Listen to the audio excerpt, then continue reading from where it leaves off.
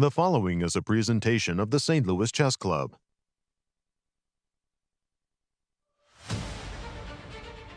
Dynamic draws and dramatic swings stole the show with the Superbet Chess Classic Romania in Bucharest. Indian phenom Pragnananda Ramesh Babu has entered the conversation, gaining a point with a convincing win to jump into a tie for first. Back-to-back Superbet Chess Classic winner Fabiano Caruana is working towards a three-peat, taking down reigning tour champ Alireza Firouzja to slide into co-lead. Half a point separates them, but with the field this close, the leaderboard can change in an instant. Day 4 of thrilling chess coming up next.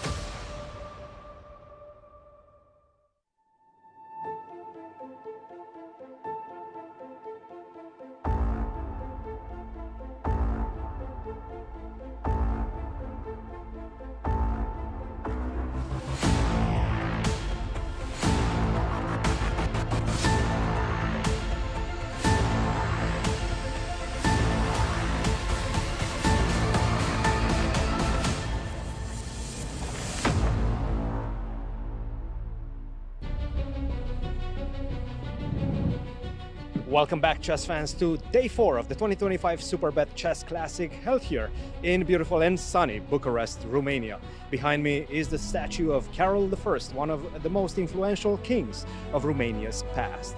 Well, we have the kings of the present ready to take on the challenge over the chessboard. Let's go to the studio and start day 4 action. Familiar names are starting to lead the pack after an exciting day 3 at the Grand Hotel Romania. More classical chess from Bucharest as round 4 starts right now.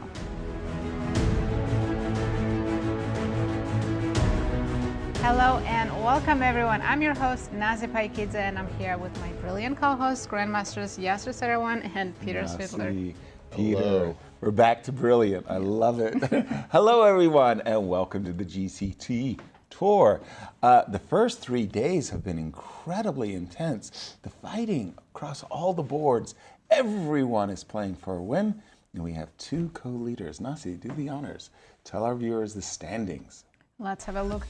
As Yasser said, we have 2 co-leaders. That's Fabiano Caruana and Pragnananda with 2 points. And then there are 6 players sharing third. Alireza Firouzja, Wesley So, Jan-Krzysztof Duda, Maxime Vachier-Lagrave, world champion Gukesh, and local hero Bogdan-Daniel Deac.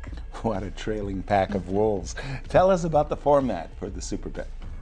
It's a 10-player round-robin tournament. It's a classical time control with 90 minutes for first 40 moves, 30 minutes for rest of the game, and 30-second increment from move 1. Players are not allowed to offer any draws, and it's a regular scoring system with 1 point for win. We know there's going to be 9 rounds of play. Tell us the schedule. Today, players will play round 4. After tomorrow, they'll get a rest day. Then they'll come back to play 4 more rounds. And at the end, if necessary, we might see playoffs. Ooh, looking forward to that. And Peter, our co-leaders have had a very good start. Absolutely. Not only are they leading the pack, they're also so far played more games with the black pieces than with the white pieces, which obviously is a very good thing to have in your back pocket. They will have more whites in the remaining rounds. Let's take a look at their road so far. Prag in particular began by playing black against arguably the top 2 players in the tournament, black against Gukesh and black against Fabi, survived both of those. Not without adventures, but they were both drawn. And yesterday he won a very nice technical game on the white side of a Grunfeld against Nodirbek Abdusattorov. As for Fabi, he also had the 2 blacks, black against Duda in round 1, then the aforementioned game, a draw against Prague, and an incredibly important victory over the reigning tour champion Alireza Firouzja with the black pieces yesterday. And he spoke about that game yesterday to Cristian Chirila in the Bucharest studio. Let's listen to that. Fabi, you're a back-to-back champion here in Bucharest. You're defending your title right now. It seems like there's something about Bucharest that works for you. What is it? Okay, it's round 3. I mean, let's not get ahead of ourselves, and it's +1. After round 3, I mean, I'm not, not calling it at all. I mean, it's going to be a very tough event, but this is a really important victory for me. And against Alireza, we always have tough games. It does tend to be a bit back and forth with him, even if you're like you get winning chances very often, but it's always tough because he's fighting extremely well, and he's enormously tricky. So I am very happy with this game. I was kind of hoping for a fight. I mean, my first 2 games weren't too exciting, so I was happy with the fight. I was hoping for it, but still, it's a long way to go, and there are a lot of people who can fight for first. What is it about Bucharest? Let's find out from our crew in Bucharest. And welcome to Grandmasters Cristian Chirila and Anastasiya Karlovich. Thank you, Peter. And I truly don't know what it is about Bucharest that favors Fabiano and his style, but he loves playing here. He's been winning a lot of tournaments here in Bucharest. Welcome back, chess fans. We are entering day 4. It's a Saturday, it's the weekend, and we have a full house here in Bucharest waiting for the players to start their matches. But Anastasia, speaking of matches, which one is on your radar? Yeah, we have many interesting games today, definitely, but my eyes will be on the game between not only the leaders, but also the game between Maxime Vachier-Lagrave and running world champion Gukesh. I was thinking about it, Cristian, lately that, Gukesh now is a world champion. He has a difficult task. Everybody is extra motivated while playing against him. So Maxime and Gukesh, they played 2 games so far, and they made 2 draws. But still, we know Maxime, we know French musketeer, we know how brave he is, and I remember him given really hard times to world champion Magnus Carlsen, and I'm sure today he will be in a good mood and he will be trying to fight in this game against Gukesh. And we know that Gukesh didn't play so many classical events after he became the world champion, and as you mentioned, he lost only 1 game so far, and I'm sure that every player in this tournament would like to win against him and get into the list of Chigorin's club. It's a special list for those who managed to beat running world champions, and I think these 2 people in the studio, Peter Svidler and Yasser Seirawan, could be in this list as well, Absolutely. We should definitely ask them about it. So I think this game will be exciting. I mean, at least I hope so, and I'm looking forward. Absolutely. And speaking of Gukesh and speaking of that game that he lost in Tato Steel in the last round, which forced that tiebreak. But I believe that is his only loss since he became a world champion. MVL yesterday against Levon, he had tremendous chances to win that one, and he was coming off that victory against Wesley So. So there's a battle of trends going on in this one. Another game that I'm having my eyes on is the battle between Bogdan-Daniel Deac, the local favorite, and Pragnananda, who just won a very beautiful game yesterday with the white pieces against Abdusattorov. And take a look at this. 1 win, 1 loss, and 1 draw. It's a very tight matchup. Now, Bogdan yesterday against Gukesh, he was defending very well. He had a pretty bad position. He was borderline lost, but he managed to turn things around, and in fact he was winning in that game. I'm sure when he went back home, he looked with the help of the engine and he understood that perhaps he had a great chance to take down the world champion. Nevertheless, we've heard from the Romanian chess president, he's been working with a psychologist as well, so definitely we're seeing a new version of Bogdan-Daniel Deac. I cannot wait for these matchups to begin. Guys, we will be here in Bucharest giving you all the updates throughout the day. For the moment, back to you. Thank you, Anastasia, and thank you, Cristian. Nazi, tell our viewers what they can expect for the pairings for round 4 coming up. Let's have a look. We have one of the tournament leaders, Fabiano Caruana, facing the young star Nodirbek Abdusattorov. Alireza Firouzja will be playing Wesley So. Bogdan-Daniel against another tournament leader, Pragnananda. MVL playing the world champion Gukesh, and Jan-Krzysztof Duda against Levon Aronian. The fighting has been intense, and what are they fighting for? They're fighting for a big prize fund and Grand Store points. First place winner gets 100,000, second place 65, third 48, just big prizes for everybody. Lovely. And this being the weekend, we're going to have a very crowded playing hall at the Grand Hotel in Bucharest. And you see the fans getting ready for round 4. I think they have a lot of special guests today making ceremonial first moves. Indeed. We will recognize some. I have a sneaking suspicion that some of them will be instantly recognizable.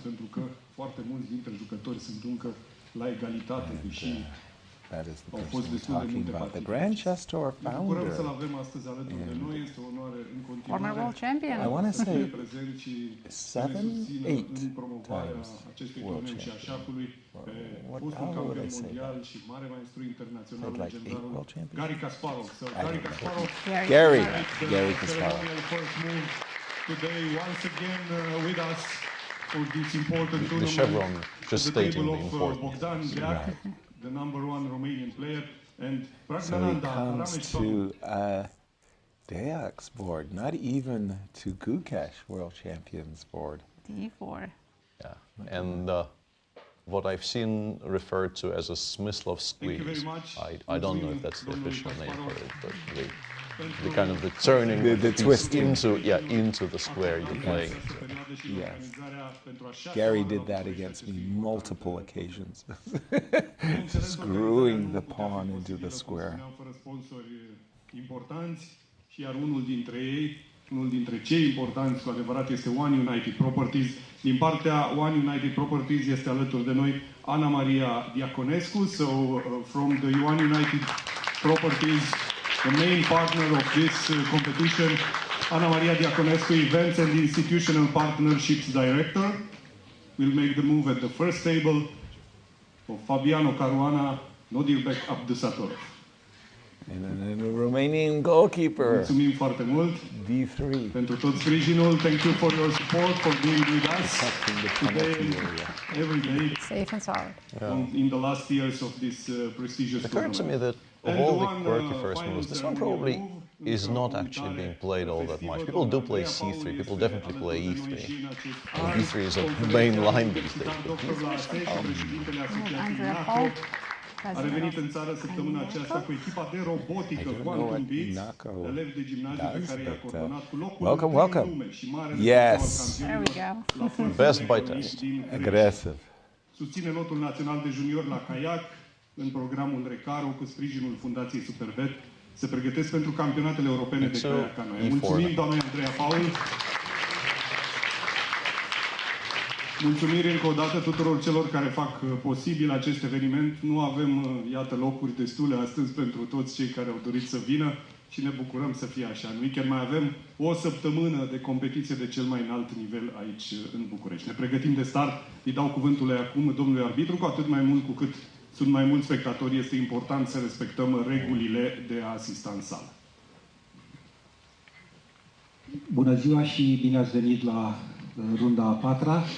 Așa cum a spus și Lucian, sunt foarte mulți spectatori care sunt pentru prima oară. All right, well there we have the ceremonial first moves, and we're getting ready for this round 4. Again, the action has really been intense, Nazi. I really have the feeling that all the players, including our wildcard player, are playing for victory. It's a lot of fight in chess. We expect in classical tournaments to have quick draws. Yeah, not in this event. No. By the way, kudos as always to the effort, well-dressed, sartorial splendor there. Levon. You never know exactly what he might choose to wear. But you know it's going to be stylish. Well, let's begin with our tournament leaders. I'm going to start with the game of Fabiano and Nodirbek. These two players, they are going to have a rivalry throughout the Grand Chess Tour. And I have a very, very strong suspicion that the young players that are on our Grand Chess Tour are going to be with us for years to come. Definitely. And Nodirbek coming back after that defeat yesterday. Yes, really sad defeat. And with the black pieces again. Two in a row. He gets a double black. He, you know, after a loss, you want to bounce back, maybe have an easier opponent. This is your reward? Fabiano Caruana. Yeah. Let's see what opening we're going to see. Knight f3, d5. d5. We expect d4, c4. Okay, so this is an invitation that a lot of players eagerly take up, and they do play d5, d4. I've seen Nepo on many occasions going for a Benoni defense, if you will, Benoni on the reverse. E7, E6 however, was Well, it might be Nodirbek's Catalan if we see d4 on the board. Yeah, g3. Yeah, black hasn't ruled out d5, d4 either, but g2, g3, an invitation to play into the Catalan. And Peter, today's players, they are ready to play d5, d4. Our predecessors weren't so eager to make that move. Yeah, I think it's become a lot more normal to do it these days. And yeah, as you mentioned, despite not taking up the gauntlet on move 2, you can still absolutely do it later. Right. And for now, black seems to be okay with perhaps inviting the Catalan. I'm expecting bishop g2. Yeah, bishop g2 has been played. Right. You can absolutely still do it. And one potential reason for not doing it on move 2 is this move. Exactly. Which leads to extremely sharp positions. Right. Which aren't even entirely, venom-free for black. It looks a bit offbeat. It looks like white is doing some weird things on the queen side and kind of ignoring the center. But you have to be quite precise. And having played d6, you basically rule out b4. Those possibilities. So you can absolutely still consider playing d4. We'll see what Nodirbek comes with today. Second black in a row for him. Bishop e7? Yeah, bishop e7 chosen. Second black in a row for him. He lost yesterday. My guess is he probably would like to play, although with these guys, with the younger generation, all of the cliches I'm about to essay forth are probably just untrue. Yeah. I don't know if the idea of playing safer after a loss even crosses his mind. Right. But this is obviously a slightly restrained approach. Castles.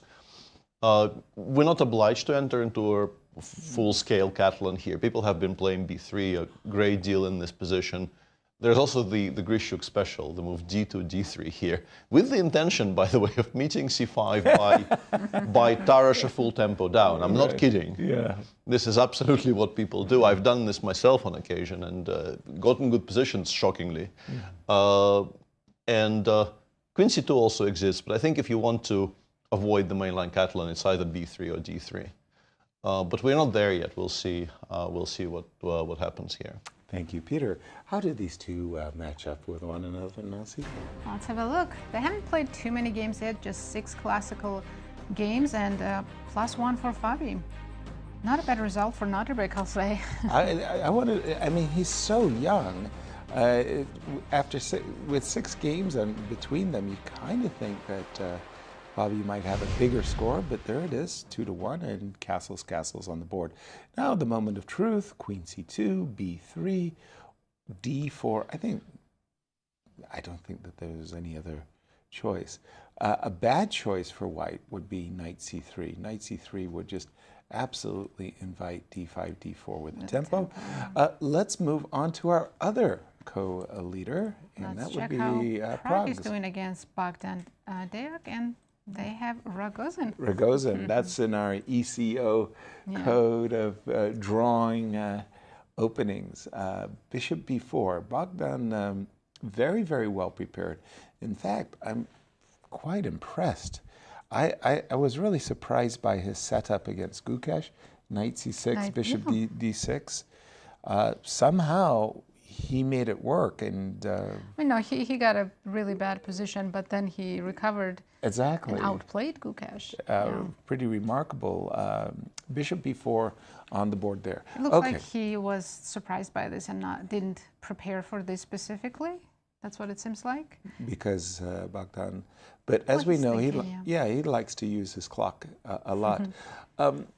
You mentioned world champions, and actually it was Anastasiya. Anastasiya was saying Chikorin's club, and both. You're definitely a member. Yeah, well, both Peter and I felt a bit slighted. She said, I think they made it. I remember Peter, a very, very young Peter Svidler, playing in a tournament in Tilburg in Holland, playing against world champion Garry Kasparov, and crushing Garry soundly. Like this was not even a close. Peter sacrificing material, getting up from the board, walking around, and the Dutch were very, very impressed. But yes, the players who win against the world champions. And how many running world champions have you defeated? okay, reigning world champions. I defeated Garry Kasparov and Anatoly Karpov, but I defeated Michael Tal, Vasily Smyslov, Boris Spassky. I never played Bobby. One draw with Tigran Petrosyan. So I've been there. I was like, and how about you? Yeah, the club is only the reigning world champion. Only the reigning. For me, I'm trying to figure out. I mean, if we include Rapid and Blitz, I probably have a full collection. But in classical, I still haven't won a single. And will not win a classical game against Vichy. We're unlikely to play very many more classical games. It feels and he's not going to be reigning. Yeah, and in the years that Vlad was. Actually, yeah, I think my first ever classical win against Vlad was, I think, 2005, when I think he was the reigning world champ. So At that time, that's two, and that's probably it, because all of my wins against Magnus came before he won his first match against Vichy. But close enough. We can count those. We can count them. We're going to jump to the game of the world champion, and that's MVL. MVL, he's feeling pretty okay. He could have defeated Levon Aronian yesterday. Yeah, I'm sure he's not happy for missing those opportunities yesterday. We have a Scotch. Now, for me, I mean, MVL has been playing Bishop e5 pretty religiously, I want to say, against Wesley So, for example. D4 is definitely out of the Nepo playbook. And then the move Bishop c5, a little bit surprising, not Knight f6. Then Knight b3. Knight b3 these days is absolutely the main line against Bishop c5. It's by far the most popular and the most critical line. Yeah, and Queen f6. Jump in, Peter. Yeah, it's interesting that MVL plays d4 because, yeah, in my opinion, he definitely is among the very, very best Spanish players in the world on the white side of it. And I guess something among the various random Ruy Lopez's that Black plays wasn't really very much to his liking. Plus, maybe he wanted an element of surprise. And these positions are, I mean, they're becoming more and more investigated. People are paying very close attention to this. H4 is a very topical move in all of these positions, trying to gain a tempo to play Bishop G5. Might provoke H6, might not. Black can definitely ignore it and put the queen, let's say, on E6. But then, I mean, the plan for white, in more general terms, if we don't go move by move, eventually you are probably playing Bishop B3. And if we are to just kind of show an outline, some position like this, and then castling on opposite sides. For Black tends to want to play F7, F5, because you do need to challenge the white center. Somehow, occasionally you'll see players trying to play for the queen side counterplay, but very often you can more or less ignore it. Something like this, I think, is quite comfortable. There's not going to be any kind of a pawn storm. This is not the Sicilian. There's no semi-open c-file, for instance. So Black plays for the f5 break, and the way for white to meet it is often just allow it and get this kind of a windbreaker, in particular cutting a lot of squares from the knight on c6. These types of positions are actually often quite a bit better for white. So despite, you know, the old-timey feeling of Bishop c5, Knight b3 Scotch, it's quite an intricate position to look at and not at all harmless for Black if Black misplays it a bit. Well, we have to give due credit to Garry Kasparov for having brought the Scotch to life. And by the way, Peter, Queen e2, all very, very standard. You know, you see the threat against the f2 pawn, you defend it. I remember Nigel Short and Garry Kasparov.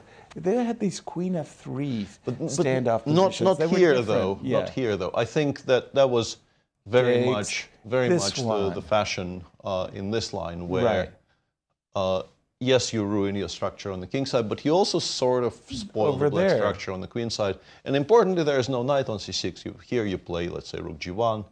You can immediately start asking some questions against the black king side. You go bishop b3. This isn't bad at all for white, actually. At the cutter I think here it would look a lot odder with black potentially jumping to e5. It's not unplayable, as my engine shows. In fact, it's not bad at all. Let me check. Almost doesn't exist at all. Maybe you just created a wonderful novelty for players of the future, because there's only 4 games in the massive database that we're using. Let's call it the St. Louis twist. Yes. Lovely. Okay, great. Nazi, tell us where we're going next. Let's check in with Alireza, Firouzja, and Wesley So. These are 2 stalwarts of the Grand Chess Tour. And what we have here is an anti-Berlin. Is a... Well, Wesley did not play the Berlin against MVL. He played A6. He's back to the Berlin. D2, D3, bishop C5, takes, knight D2, knight D7, castles, A5, knight C4, F6. One of the many attempts by White. What has modern theory taught us about this position, Peter? A great deal, but it's not a topic I feel particularly comfortable discussing, because I kind of gave up on trying to understand these structures properly. I don't play them with black, and I play them with white if forced to, but the various move orders in these lines they all flow into each other, but they all are quite distinct. What I wanted to say is that since black is playing 97 in most cases anyway, I thought the sort of en vogue thing to do here was not to play 92, to preserve the option at least to do this. They've been doing this quite a bit at some point, maybe starting with, I want to say 5 years ago, the idea of bringing the bishop over to g3, then playing knight bd2, queen c2, and playing in the center this way. Prior to that, I'm guessing the most popular and what was supposed to be the most critical was this idea of playing knight d2, knight c4, and then, let's say if black plays f6 in particular, but even against queen e7, you would maybe sometimes include bishop g5 to create a hook, and then you would play queen e2, you would castle long, and go for g4, g5. Another version of the same is, and as you see, the king is still on e8. I don't think it will go queenside, but another version of the same idea is, you can do it here as well. Let's say a4, castles, we go king h1, we go rook g1, at some point we go g4, and we play for these types of kingside storms. Wow. But I think it's more likely that Alireza will play in the center. Once again, you can play c3. f6 instead of, let's say, queen e7 has ruled out our bishop g5, h4, g3 idea. But we can still try for c3, d4. And in fact, it seems like the engine prefers pushing the knight away as quickly as possible to kind of lock white into playing knight e3 and relieve some pressure from the e5 square. Because now we can quite comfortably play bishop d6 without the knight on c4 being a bit of a menace. It's a very complex structure. It's been obviously a topic of very intense discussions at the very top level, because not everybody wants to play the endgame. Right. As we discussed, apart from MVL and in earlier years, maybe Alexander Grishuk, people have more or less given up on trying to get anywhere against the endgame proper. So d3 is arguably the main move these days. And after bishop c5, bishop takes c6, I think has usurped both c3 and castles as the main line. We'll see what happens in this game. Thank you again, Peter, for your insights. I always like it when he deprecates himself. This is a topic that I don't feel comfortable talking about. I've only spent 12 years intensely analyzing these positions. I don't feel like I have a full grasp of them. But okay. One game we haven't checked yet is Jan-Krzysztof against Levon. Let's go there.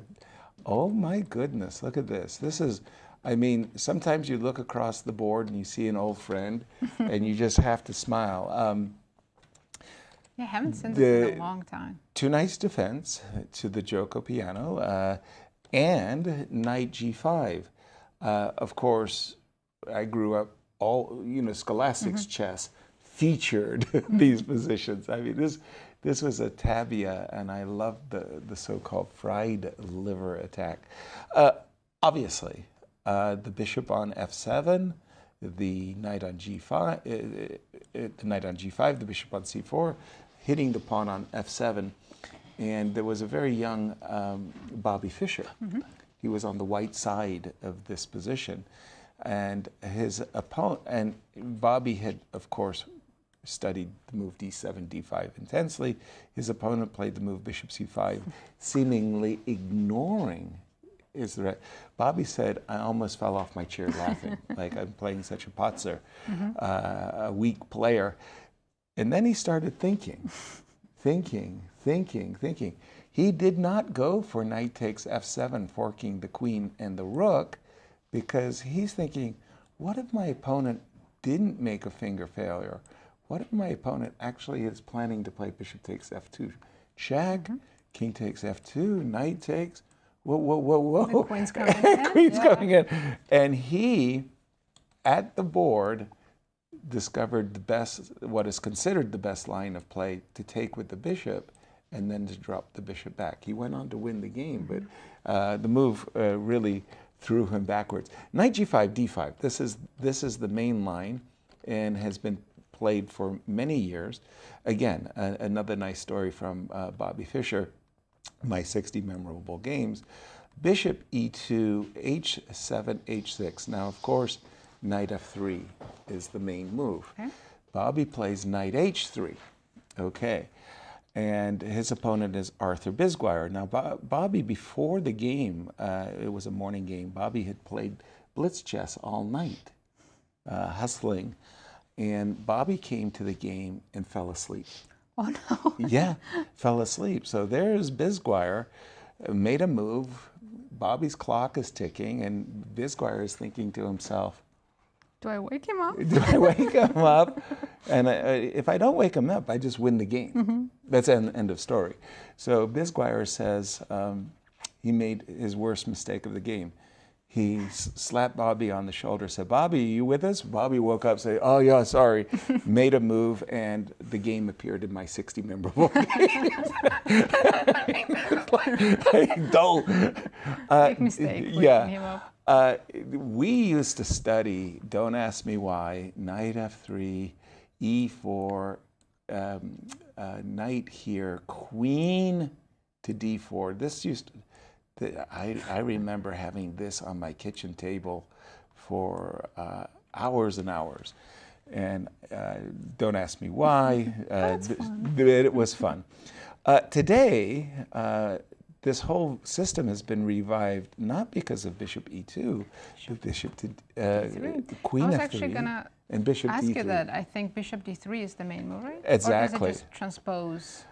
I don't know, because queen f3 offers some unique perspectives, but bishop d3, main move, yeah. And I remember Daniel King, he writes a wonderful column there in the magazine Chess, where it's like, test your ability, right? And he had this game that was an absolutely model game for white, and I was shocked by the move h4. Wow. Yeah, that's white unexpected. Yeah, totally. And White went on to win a brilliant game. Danny King from his column. Queen f3. That's a little bit of a twist for me. I'm more familiar with bishop to d3 right away. This is rare. I'm looking at the database. The current position they have. Yeah, is just only 8 games. Catching up with it. Played. Wow. Okay. Duda came prepared. He has more time than he started with. But I'm sure Levon was trying to get some kind of a surprise in, and he might find that he's been surprised. Peter, jump in on this one. So we just have bishop d3, queen f3, and the knight, which was on g5, I am not kidding. On move 3, it's now on f5. Now, if that's not magic, I don't know what is. What's going on? This is still theory. There's not a lot of games reaching this position, but this is very, very central to the whole queen f3 line. I think most of these moves are sort of best practice. And the interesting bit is, I understand it's not very deep, but my engine currently says after bishop g5, black is maybe even to be preferred. The only real move here is h2, h4, and now... It seems to be a theme. Well... What else? Yeah, I mean, if you play bishop b4, your pieces will start getting moved back. Maybe you can go for something like this, which is kind of mad because you are now sacrificing a piece, seemingly. But this doesn't work out for black after rook g1 check. This actually is good for white. So after g3, you're supposed to play bishop takes f5. But yeah, the engine dislikes it for white quite a bit because this sacrifice doesn't quite work out. Knight c2, king d1, knight a1, and there's no mate here. I'm guessing because the pawn f5 survived. It didn't go to e4, so it blocks some squares. So bishop e4, g6, as I said, seems not to work out particularly well for white. So you can start with h4, but then black gets time to take on d3 and perhaps just drop the bishop back. And this structure, this is a kind of a very recognizable structure which belongs specifically to the two knights. Variations these days, a lot of lines end up with white having this really strange queen side. I would call it ugly. Yeah, you can still play on because you do have an extra pawn.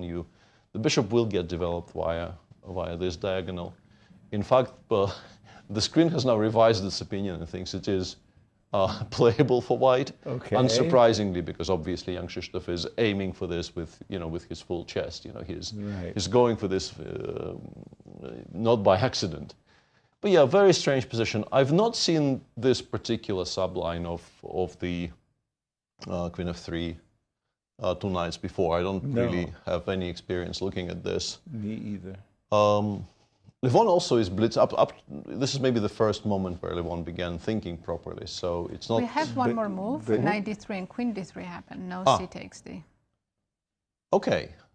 But kind of wondering, in particular, with Levon sitting in the pose he's sitting in, if he just straight up missed queen takes d3 exists. Because knight takes e7 is a very important which would be a strange thing to miss. Right. But honestly, this is just not a particularly good move. Bishop g5 is just better. Well, to explain, knight takes d3 check would be great if you could play queen takes d3 and win a piece. But this is just a full piece on the other side. That's the problem. The intermezzo is check. And this is why we were including bishop g5 and h4, because when you take on d3 here, white cannot really take with the queen, because this position, there's no knight takes e7, and we do actually end up taking on f5, taking on g5. Black is just better. We're happy, Yeah.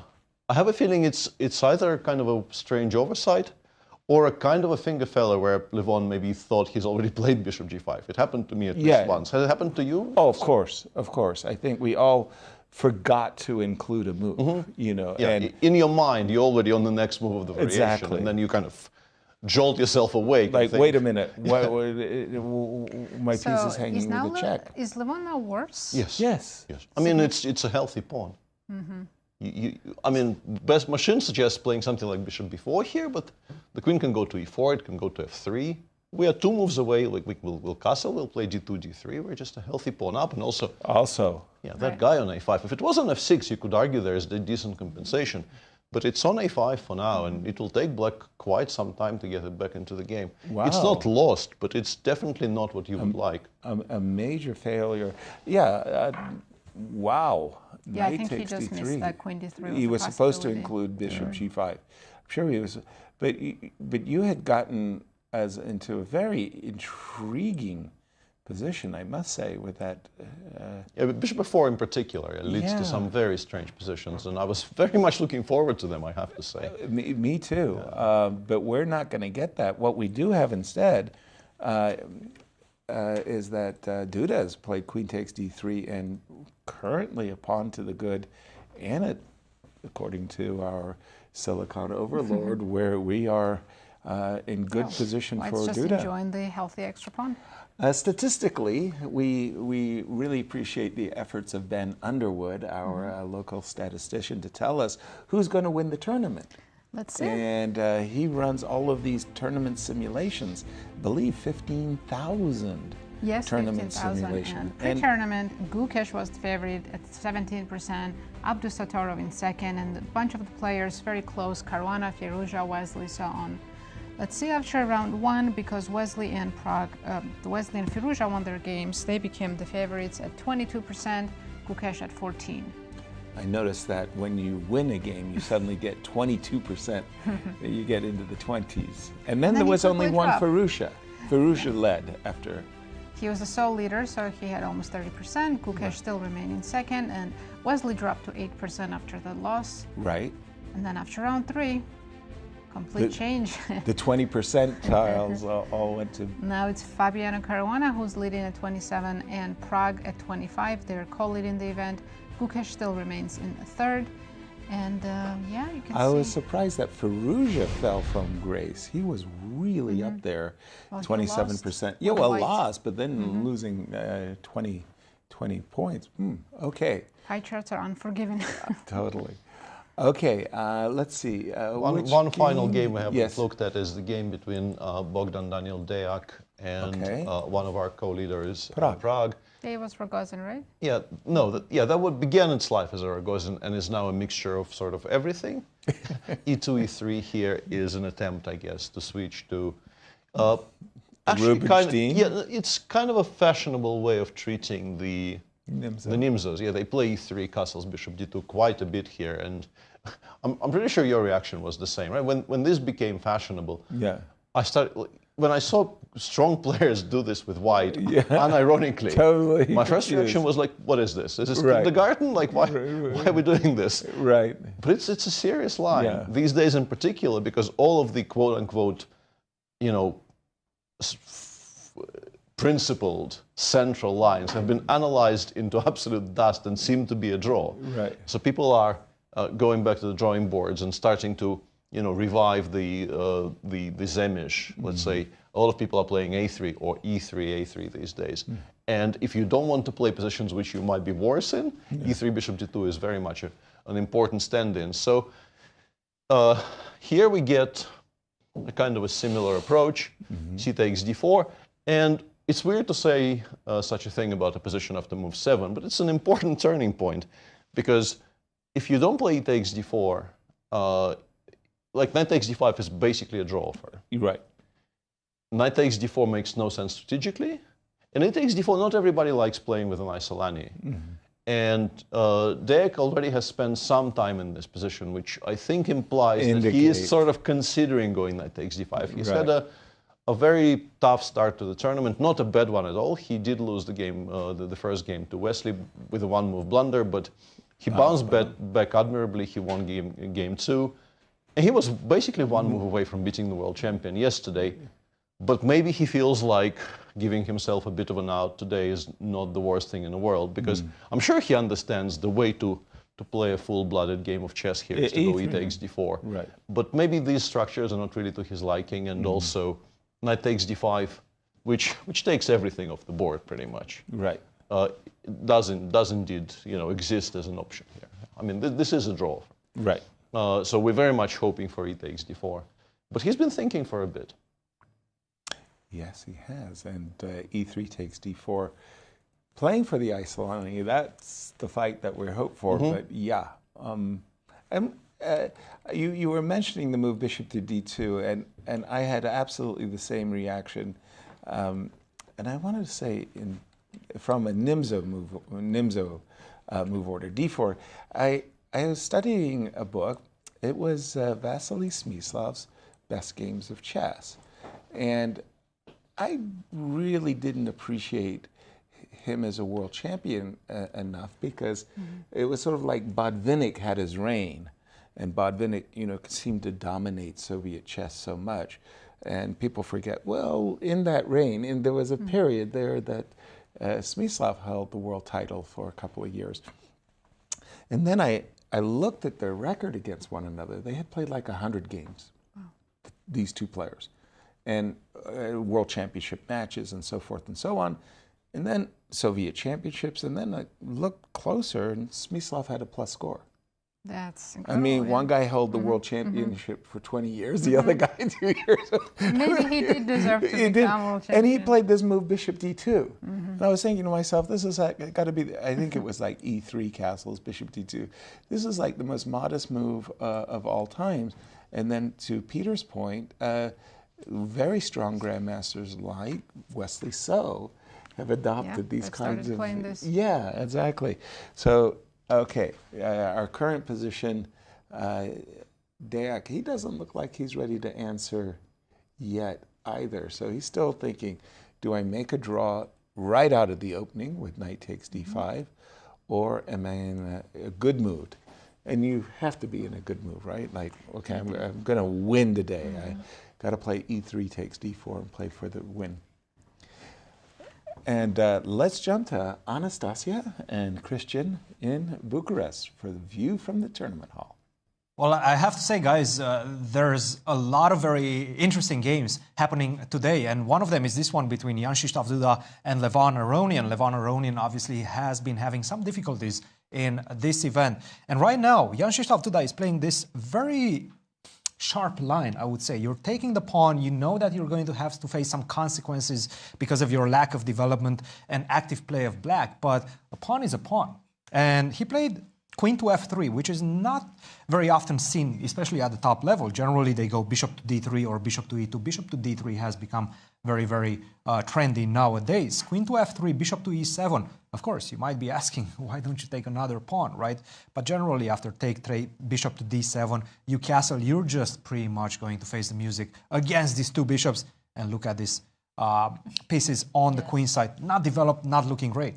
But what he did, which is castle, bishop to d3, castle, knight c3, h6, and we get this position. And again, it seems like he knows what he's doing. Jan-Krzysztof Duda is prepared, has an hour and 30 minutes on his clock, and Levon right now, he's struggling. Struggling perhaps to remember what he looked at. And unfortunately for him right now, he's a bit worse. If he doesn't prove his compensation, this knight maybe lands back on e3 to defend everything, maybe even take the bishop on e7. You have options, and you might be in trouble if you don't fight the right compensation. But you are checking out this game between MVL and Gukesh. Of course, Anastasiya. the game I told you that I'm going to check it from time to time, and I was so happy to see Scotch at the very beginning. I played this line as well, and by the way, I remember that after bishop c5, knight b3 can be really unpleasant if you don't remember all the details. And really, right now, we have the position where I'm not sure like what's happening, but I have a feeling that this queen can be a problem. You know, maybe white can create some kind of attack now on the king side, or simply try to do something about this queen on f6, which can be placed not in the right absolutely the right part of the board. But you know, I was also remembering that speaking about also that fact that Maxime has today chance against Gukesh. I remembered also in 2022, Gukesh became the youngest player ever to beat the world champion. He managed to beat Magnus Carlsen at that times. Now he is under the same threat. I have a feeling this game is going to be really interesting and sharp. We have opposite side castling, and it's always exciting.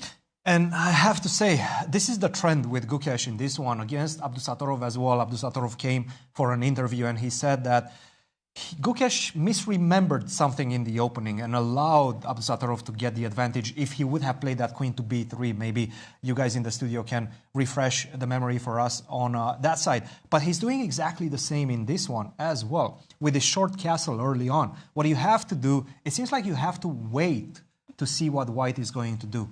If you long castle with the move d6, if you long castle as white, now I have the extra option of matching the long castle with my long castle as well as black. So I'm not going to have to face an attack on the other side of the board. With bishop d7, long castle, and this seems to be the theory. Perhaps he misremembered because, as you just mentioned, it's easy to misremember, but every move matters. I think the position is very sharp. And it's sharp I've now. lost so many games, you know, by playing not exact order, and this one can be kind of dangerous for black if you misplayed just one move, you know. So we'll see. I mean, I'm very curious. We might be continuing the trend of very decisive games and very decisive rounds here in Bucharest. Guys, for the moment, back to you. And we will be back with some interviews with some very special guests later on. You saw Garry Kasparov making the first moves. Perhaps he will come here in the studio and analyze all of these games later in the day as well. Thank you. Threats will be back. Threats. I'm looking across the boards here, Peter, and I'm seeing some really exciting games. A great mix. It's not like sometimes you would have a round where there would be 5 Berlins on the board across the board. Variety. Tell us. And this Scotch is fascinating me a little bit because to begin with, it feels to me that Gukesh just decided, okay, I've been surprised by the Scotch, I will not play. First important turning point, by the way, is deciding not to play knight f6, which is a very direct line, which currently, in my understanding, holds quite comfortably, despite white trying to find kind of newfangled ways of dealing with it. So you go bishop c5, you go bishop b6, and in this position, I think these days they don't really play queen f6 all that much. They go either knight gf7, knight f6 is also a very serious move. Right. So a kind of, primitive art is going on here. Kind of. We're doing the developing moves and hoping to be okay. And as I said, you're not necessarily okay in a position like this with black if you're just doing normal stuff. And my engine, and I was kind of wondering what he's planning to do. My engine says pretty much everything here that is logical, such as h4, or including king b1 and then playing f4 quickly. Makes sense. Would have given white a very large advantage. Even a plan such as h3 followed by g4, in some cases maybe h3 followed by f4. I guess the one trick you shouldn't fall for is this. Oops. That's not good, because bishop takes e3 is a check, and then you lose the pawn on f4. So h3 perhaps not with the idea of playing g4, but with the idea of perhaps playing f4 straight away, because we've ruled out bishop g4 here. All of this is very strong. Instead, MVL spent a tempo on the move queen d2, which I already didn't really see the absolute need for. Bishop b6. And in this position, once again, play king b1, play, I don't know, machine goes g3. I don't quite know what bishop b5 is, though. And it's still a bit better for white, but I'm a bit kind of mystified by the direction the game is taking from, honestly, both players. Right. Because Gukesh, I'm assuming he has a repertoire against the Scotch, and knight b3 is a very serious line these days, as I mentioned. So I don't quite know why he is just doing this kind of a, I will just develop pieces and ignore what's happening on the board approach. It's not normally the way you play openings these days. Right. And MVL's last two moves, I also am a bit mystified by. Is bishop b5 trying to provoke a6 and then take on b6? Is Right. that the idea? Well, you're probably not taking on b6 straight away, because a takes b5, b5, b4 will create an open file.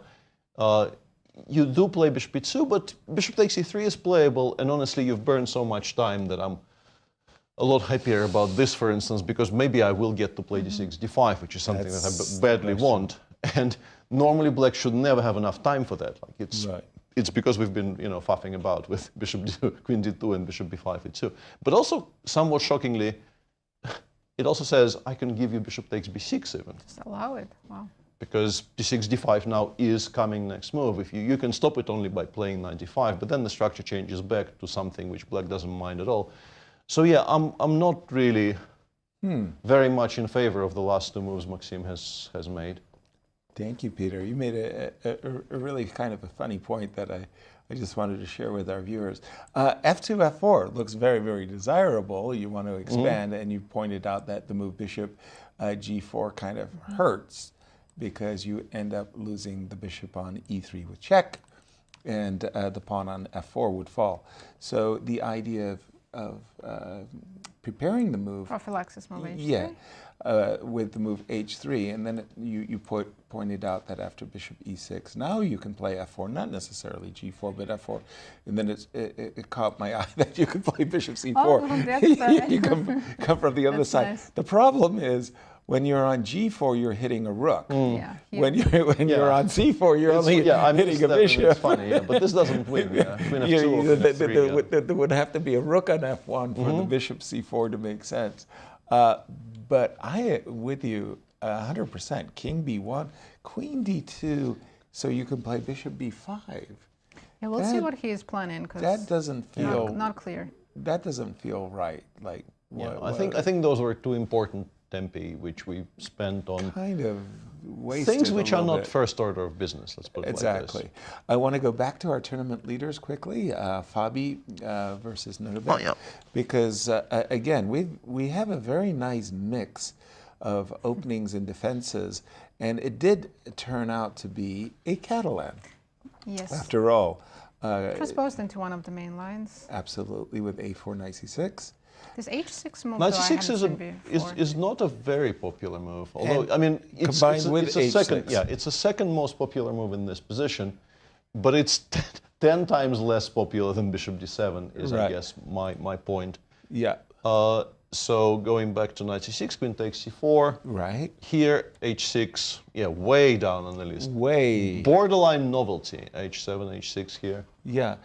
And then I'm very, very surprised by the move bishop d2 as well. h7, h6. Wait, we're waiting to see the smart board on the screen. Okay. h7, h6. Yeah, I think queen d5 is Bishop d2, that was for me surprise. Yeah, I'm not sure. I guess the idea is to follow it up with rook c1 because you are expecting queen d5 to happen, but because you were given this tempo to do something after h6, you could maybe make an argument for trying not to allow queen d5 altogether. Although another thing that bishop d2 stops is this plan of knight a5 and then perhaps bishop d7 or even b7, b6 here apparently is playable. So you can see the reasoning for it. You stop knight a5, you stop knight b4. You freeze the knight. Yeah, but you do allow queen d5. And now rook c1, rook d8, and Fabi, after some thought, took on d5 and played e3. This shouldn't be anything much at all. I'm reminded by the game of Deac and Levon. Remember where you get to play rook c6. And right now the knight on c6 sitting beautifully in front of the backward pawn on c7. The pawn is on b7. Very importantly, Levon had played b7, b6 very early on, kind of ruining his structure a touch on the queen side. And that was the starting, the root of his problem, so to speak. It wasn't a mistake at the time, but it did create the seed of what was to happen later. Whereas here we go bishop d6 and this bishop will come out via f5, the knight can drop back to e7, we can play c7, c6. The minority attack is actually going to be kind of hard to organize. We already played a2, a4. And the engine even is suggesting to play a4, a5. But after that, you are never getting, like, I will eventually play c7, c6, and the queen side is locked away. And even if white gets, I had this discussion recently, we were looking at a position with a group of very talented kids, and we came to this structure. And the point is, in particular with the pawn on a5, this looks like a very beautiful piece. It is. But you can just ignore it, because there's just no break coming. The way for white to make progress on the queen side might involve some piece sacrifices in incredibly favorable conditions. But in general, you can just play around it because of how safe your pawn chain is. So yeah, I don't know if Fabi got anything out of the opening at all here. It doesn't really seem to me like he has. Thank you, Peter. Crucial game for Let's the players. see where they stand in the standings. Fabiano, as we know, is one of the co-leaders at the moment, and Nodirbek is at -1? -1, yes. But how quickly fortunes could change, right? And why this game is so important for both players. The victory for Nodirbek, and boom, we're back to massive turnaround in one of our games, by the way. I have an update, for Levon Aronian. We're saying that he is down a pawn and he didn't have any compensation. Well, now he has now. Yeah, he has now. And a case of, I think, Jan-Krzysztof just autopiloting for one move and the evaluation really changing. First of all, c65 is a very understandable move here by Levon because, as we mentioned, the one bad piece needs to be in play. Yeah. You're not forced to trade queen straight away. You could actually make an argument for b2, b3. It's a move you often have to make anyway because the bishop on c1 needs to be developed. And b3 was pretty decent. I'm guessing black actually goes for this. But after bishop b2, knight d4, and queen d3, sometimes we might even castle long, but castle short is also okay. And we are still, unless c5, c4 works, which it might in this particular case. But much stronger was queen takes d8, which is what Duda played. And now, by hand in a blitz game, you probably play knight e3, which is what he played. And suddenly black is completely fine, because f5, f4 is happening unbelievably quickly. And we're kind of running out of good squares. I guess if you want to stop f4, f3, you can start with f3 yourself. But then f4, let's say knight e d5, bishop h4 check, king d1, I don't know, bishop b7. This is becoming awkward. Yeah, and also the knight on d5. If we could play d3 and like move it to c4, we're still a healthy pawn up. but it has no squares. And rook a8 is coming next move. And if you play something like this, it does save the knight, but now rook f6, g6 is a source of very dangerous counterplay. So I guess you're playing something like b3, but then f4. And if you play knight c4, once again, you're one move away from completely stabilizing, but it is not your move. And after f3, this is now very much anybody's game. I think this is quite sharp, and black has... So just continue, if you don't mind, in that position. G3? G3, they throw in e5, e4 as well. That was my question. You wanted to play e4 as well. Yeah, we want to play e4, we want to... because otherwise d3, knight e4. Exactly, I'll make an argument. If you make some kind of a normal move here, I think you might be... regretting it. Yeah, or knight d5 first, actually, because d3 allows bishop a5. Knight d5, and white wants to come out via this direction. But if you throw in e5, e4, it gets much trickier to stabilize. It's still a sharp position. Black could, of course, still be in trouble. Black is a pawn down. But just to return to my autopilot remark, this was just so much stronger. Wow. It seems like a strange square to aim Makes it a huge to. difference. First But of all, then we go it's the b2, tempo. b3. Yeah, we go b2, b3. We are threatening to play bishop a3. The pawn on c5 is vulnerable. We want to play bishop a3 in long castles. And if the knight gets chased further down, you're not going to e4. You're going to. I think this is maybe what he misunderstood, because this looks like a very strange square for it. But we're threatening knight c7, and if you go rook f c8, I can play d3, and I have now finally secured the center. And it will take me a while, but I will get to the c4 square. Right. And then we are, as we've been mentioning all this time, a healthy pawn up. So, yeah, it's a miss. It's a miss by Duda, and Levon is very much back in it now. But that whole knight tour with the knight going to d6. By the way, so we went knight f3, knight g5, knight e4, knight g3, knight f5, knight d6, knight b5. We played like 12 moves with the knight. Yeah, by this point, I kind of regret I cannot really draw arrows on this board, because it would have been a very beautiful long arrow. Yeah. Right. I mean, it's the knight's 1, tour. 2, 3, 4, 5, 6. But the current position. Wow, it's so rare to think of, Black's making a gambit, he's a pawn down, and the queens are off the board, but he has a very serious initiative. Absolutely. And I'm looking at these f4, e4 ideas, what you were showing, Peter, and I'm not sure I wouldn't want to be Black here. It kind of feels, like a little scary to be white. Yeah, I think the current position is very double-edged, despite white having an extra pawn, and Black's pieces are. There's a kind of a poor knight on a5, and everything else is on the back rank.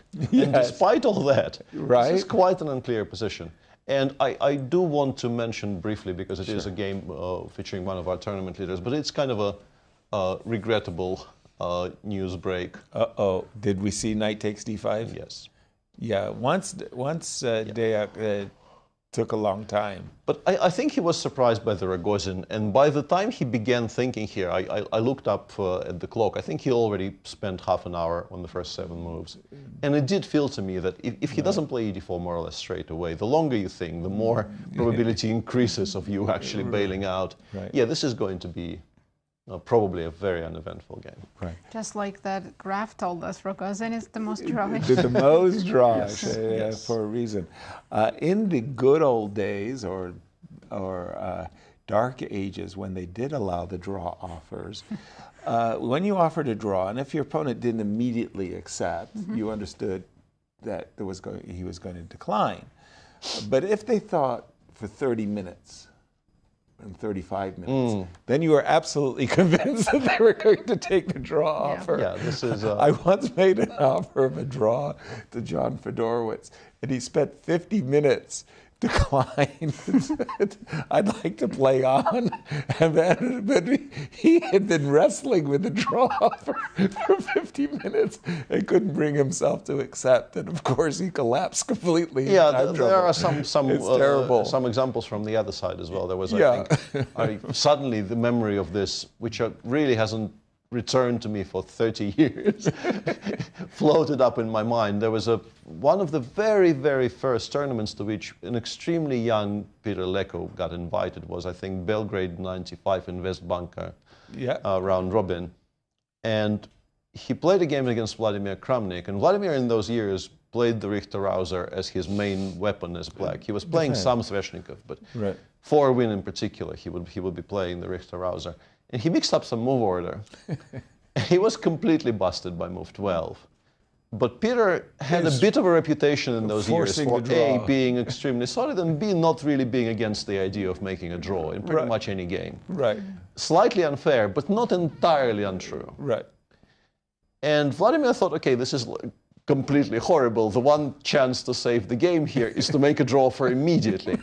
And he offered a draw in this completely lost position by move 12. And Peter thought for something like 40 minutes. Did say no, beat him in 25 moves. But it was, even in that position, like his first instinct was, I'm playing a very strong player, I should maybe take it, but I'm completely winning. What am I supposed to do? What do? Yeah. But he did take the right decision, and he was already very, very good. So I mean, he converted it flawlessly. Right. It's just the struggle of not accepting a draw offer. Exactly. A struggle very close to my heart as well. It's the story of my entire life, pretty much, as a chess player. So what do you think of this rule of no draw offers? It prolonged and improved my chess career immensely. No joke. This is absolutely serious. Sofia, what was then known as Sofia rules, started becoming industry norm at around 2006, 2007. Yeah. And I was in a kind of a rut. I was supposed to be a good chess player, probably was a good chess player, but I was kind of not really going anywhere. And the issue was specifically that I just had horrendous trouble saying no to draw offers. Right. And then they took away draw offers. And it turned out that if you force me to play chess, I can still play chess to a reasonably decent level. Right. And yeah, some of my better years came after this became the industry standard. So I'm very thankful to it. Shout out to Silvio Danilov and the Sofia rules, as you say. No draw offers. And I think for a lot of players, it really did improve their careers because for ourselves, we were thinking, okay, I got to draw with black, and I said, so you were always with black. You were in what's the optimal moment to offer a draw? Exactly, when I'm slightly better, or if I fully equalize, when should I offer a draw? I had this from the very early age. You equalize by move 15, you offer a draw. If your opponent says no, you play and you're not entirely unhappy either. Right. But you do kind of have to check whether the game can be ended, Right. Because you're fine now and, why not? Yeah. It's not great, and it's very good that this has more or less completely disappeared. Yeah. Just wanted to go back to the Fabi game for just a moment because we do have some moves, and I like this move very much. You had mentioned, Peter, yourself, A4, A5, and you were saying, okay, in a grandiose world where you force black even to play C7, C6, so you've got a grip, if you will, over B6 and C5 squares. Well, black's very, very solid. And with the move bishop F5, Nodirbek saying, by the way, just perfectly timed, if you play knight C3, are you fully prepared to handle a knight jump? I mean, I think we're okay with it. Knight E1 solves, if we think those are threats, that we can go knight E1, not knight E1. Sorry. Oh, sorry, knight E1. Yeah. If we actually feel that we need to defend against these things, there's a move that defends all of those squares. But I'm not even entirely sure those are threats. That it's a threat. That it's a threat. But maybe it is, yeah. But knight E1 covers all of it. So in case, for example, you wanted to test me. Yeah, knight A4, knight D3, and rook C3 maybe. Rook C3. And if I... Yeah, I missed knight G4, but I have a feeling I will find a way to deal with it somehow. I could knights, end up they might get locking, stuck. Yeah, they might get stuck. Getting stuck. Okay. I'm very much in favor of this, though, because this would mean the game livens up quite considerably. Absolutely. Or, Nodirbek could fall back. I feel that the knight on c6 needs to get out of the way. I'm just not exactly sure. Yeah, I noticed the engine goes rook e8, knight d8, knight e6 very often. Rook e8, knight d8, and knight e6. Okay. Sort of expecting to have to deal with the knight on c5 What eventually. is the knight doing on e6? Is it just controlling c5, I think or we're do you going want to to go to g5. I think we're going to go to Maybe g5. going to g5, but I think mainly just we're expecting knight a4, knight c5, and we are aiming to fight for that square at least a little bit. Again, across the boards, with the exception of the game of Bogdan and Prague. Again, Prague is our tournament co-leader. Very, very well, insanely balanced position. This is type of position where if they could offer a draw, that would have been done by now. Yeah, exactly. 4 versus 4, 2 versus 2, kings in the center. Very, very equal. Where would you like to go? Let's check in with Alireza and Wesley, see how that developed. Interestingly enough, after we left it after f7, f6, Peter was outlining plans that white might fall back on, including c3, d4. Also, Peter was mentioning an idea of playing a2, a4, just to stop this expansion. And guess what? It seems like both players were listening in. They'll have to talk a little softer here in our studios in St. Louis, you know. But they have reached a theoretical position still, Peter? Queen c2? It's not impossible that it is actually still theory, but more likely they're now finally on their own. c3, b5 was very much a suggestion by the engine, and it's only move 9. So this I suspect they both knew, but yeah, no games after d4, bishop d6, but the ideas will be known to them. I think it's time to play a2, a4. I'm actually a little bit curious, and yeah, my screen after rook e1 instead of rook e8 does give me, for A4. black, the two moves I was kind of expecting. a4, although it has now disappeared, and also knight b6, which might seem a bit strange, allowing d5, fe5, but I think these days people don't really worry about the structure all that much, because bishop e6. But what I want to say is, I would like this pawn on a4 as a matter of urgency, because with white, I think I'm stopping it. Yeah, I think I'm stopping it. I also want to have some targets on the queen side. Whereas, let's say if we add h3 and a4, I'm beginning to think maybe I like black here. Right, you've got the two bishops. Because the center is incredibly solid. Yes, you can play knight f5. I will play bishop f8. It doesn't really give very much. Occasionally, they even play c6, c5 in these types of positions. Because let's say, I don't know, queen c2, c5. If you play d5, you've allowed those ideas, and it actually might be quite strong. A very complicated middle game in progress, and yeah, it's interesting that white could play a4 even a move ago, and he chose to start with rook e1.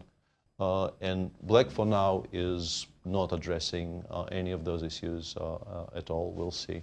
Well, maybe he is aiming for those plans. Well, let's pick up the gauntlet. Let's play a4 for white, because we are threatening a queen. I see a pawn. You see queen b3? Queen b3 check. Yeah, let's go king h8. King let's, h8. Step away from that. So we've included a4. Yeah. I feel like, in particular, because this is Alireza playing the white pieces, I'm very much enjoying the first line here. A kind of a callback to our round 1 game against Maxime, where he was also doing the a4, h4. Well, I'm thinking of Prague's h4, h5, h6, right? But also when Wesley played rook e8, he's threatening pawn on e4, right? We are sort of ignoring it because we have knight takes c6 here. Knight takes c6. Still take rook e4. Even though, in particular after we played h4. And please take more of my pawns, apparently. And the only move in this position is rook takes d4, because rook h4, knight ef5, it dislikes immensely. This is too early for me. Wait a minute. But this is somehow fine, because queen takes d4, knight c5 is just straight up good for black, so you have to take with the pawn, and then black goes knight b6 and says I have positional compensation for the exchange. But I have no idea. None of this makes any sense. How do these two players match up? Because the board is just crazy. Whoa. So 4 draws and 2 wins for Alireza, but 5 wins for Wesley. That's a big advantage. Wesley and Fabiano may have 2 of the best records against Alireza I was about in to the say. world. I was about to say, these are 2 games in a row that Alireza probably doesn't fancy all that much. Wow, what a nice matchup there. 2 victories to 5. Rook e8, and we're thinking a2, a4, but that move h4 and rook takes d4. Okay, you got me there. Although, I'm tasered. I don't know about you. yeah, that whole line with the exchange sacrifice is very, very difficult to figure out. But h4 as a move, I think it's very easy to explain. You want to play h5, let's say, I don't know, let's make a quiet move of some sort. I don't know, knight of 8. It's not a good move, but h5. Okay. This gives me decent control over the king side. I want to play maybe some sort of long-term ideas of playing knight h4, perhaps queen f3, putting something on f5. And with a pawn on h5, any piece landing on f5 is much harder to drive away because you maybe don't want to soften your king side to such an extent by playing g6. Okay, that's It's fair. just that the follow-up is so outlandish. Yeah. H4 on its own, I can very much relate to. It's the rook e4 takes d4 instead of rook takes h4. Yes, as well. That was giving me consternation. Yeah, nice. And again, if you don't mind, take on d4, take on e4. I didn't understand anything. Why was I playing f2, f3 at all? Well, what because were you? c6 is hanging. Yeah, if you take on c6, I play queen e8. And if I take on b5, then you're going to take on h4? No. Oh, knight e5, it says. Uh-huh. And now, with it back on h2, I think wife will be reasonably happy. But with it, you can actually run into some turbulence on the king side. Yeah. Turbulence. And if you go f3 here, Captain, this is such a comical position. Okay, the best here. two moves are take here or alternatively take here. It's not very often you have a choice of two pawns to take on the 4th rank, and both are playable. If you take on h4, knight f5, seems like you lost, but you still have this move knight e5.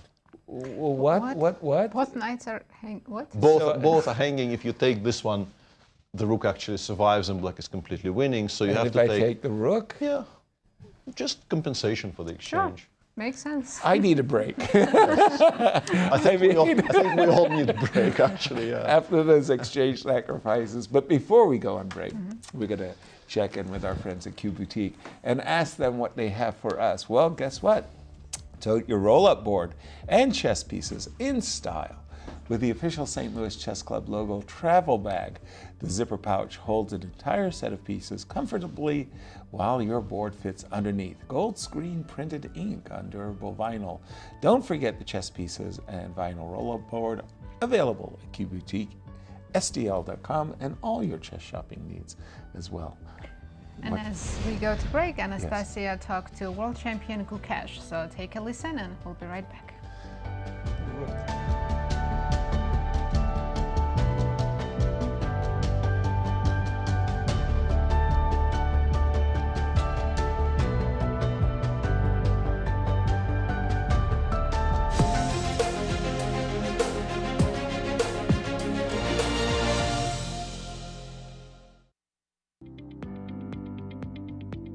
So, Gukesh, welcome back to Grand Chess Tour. It's the first time that we see you after you gained the World Championship title, and our warmest congratulations from the whole team of Grand Chess Tour. So, first of all, our applause. I know it's been many months already, but still we wanted to celebrate it a little bit with you and also find out how did your life changed after you gained your title, like what's happening with you right now. Yeah, obviously the World Championship, the entire journey, it was great. And how my life changed, I guess in general the schedule for me is a bit more hectic. Like I get recognized more often when I go out, stuff like that. But the initial maybe few weeks, months, the couple of months was maybe the most difficult, but I think I've managed to settle in quite well, and now it just feels quite normal. What was more difficult, to win the match or to handle all this pressure from media and people around you after winning? Both were quite tough, yeah. Exactly. And last year you participated in this tournament. It was like after winning the candidates, it was kind of part of your preparation as well. So this year you have a different role. You're current world champion. So how does it feel this time to be a participant of the GCT? Yeah, the one clear difference is the World Championship is not this year, so that's not in the back of my mind. So, I mean, even last year, every tournament I was playing, it was for the tournament itself to give my best. And now it'll just be more easier that, the full focus is just on this tournament, just on winning this one. So it feels great, but honestly not too much different. And you played, of course, in Bucharest last year. So what memories do you have, especially from the last rounds? And overall, what do you remember about this event? One thing I remember is that was probably the first time that I had like 8 draws in a row. But yeah, the playing hall was quite nice. And I remember some of the fans, they came all the nine games to watch the players. There was always, after the games, there were always fans who were surrounding. Very enthusiastic fans, so looking forward to meeting them again. Yeah. And chess-wise, do you remember the end of the tournament and how stressful it was for you? Yeah, in the end of the tournament, I mean, after the last round, I didn't expect that there would be tie breaks. But Fabi lost, and then there was 4-player tie break. That was, quite a nice thing that I got the chance, but it was, Fabi played really well in the tie break.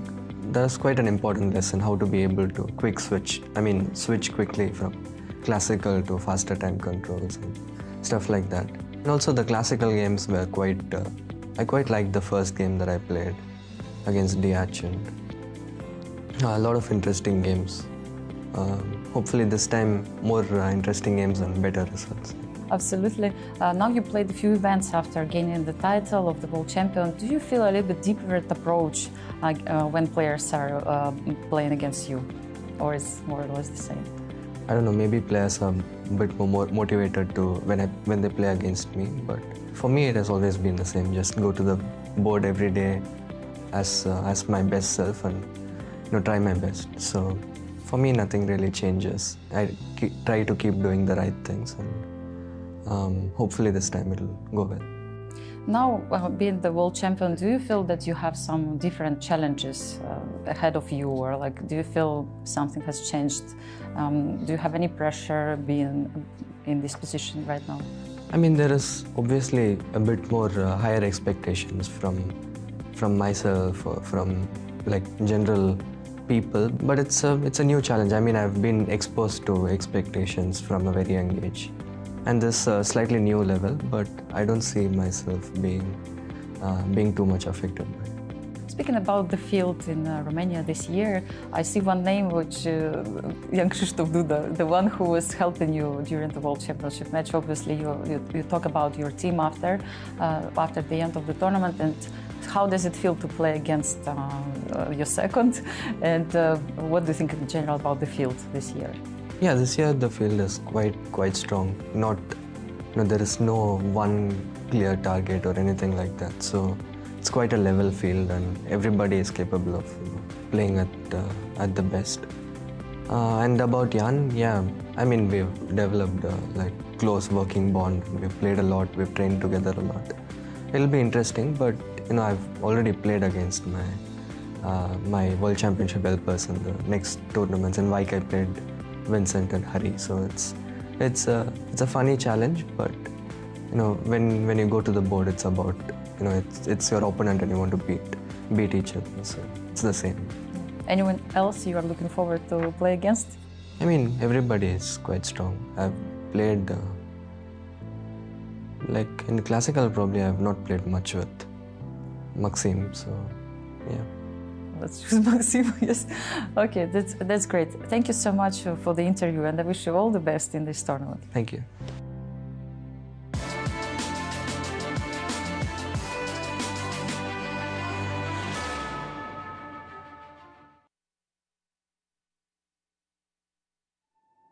"10 years, one legacy." The Grand Chess Tour marks a decade of mastery where only the strongest chess minds carve their names into history. Each piece has its role, like soldiers in a grand army, with commanders to lead them into the tour's 10th year and a prize fund of $1.6 million. The Grand Chess Tour starts in Warsaw with the Superbet Rapid and Blitz Poland, immediately followed by the Superbet Chess Classic Romania in Bucharest. Then off to Zagreb for the Super United Rapid and Blitz Croatia, followed by back-to-back events in St. Louis, Missouri with the St. Louis Rapid and Blitz and the Sinkfield Cup. And the culmination of the grand finale in the city of Sao Paulo, Brazil, will determine the 2025 Grand Chess Tour champion. Fight with every ounce of strength for victory. This isn't just a moment. This is history.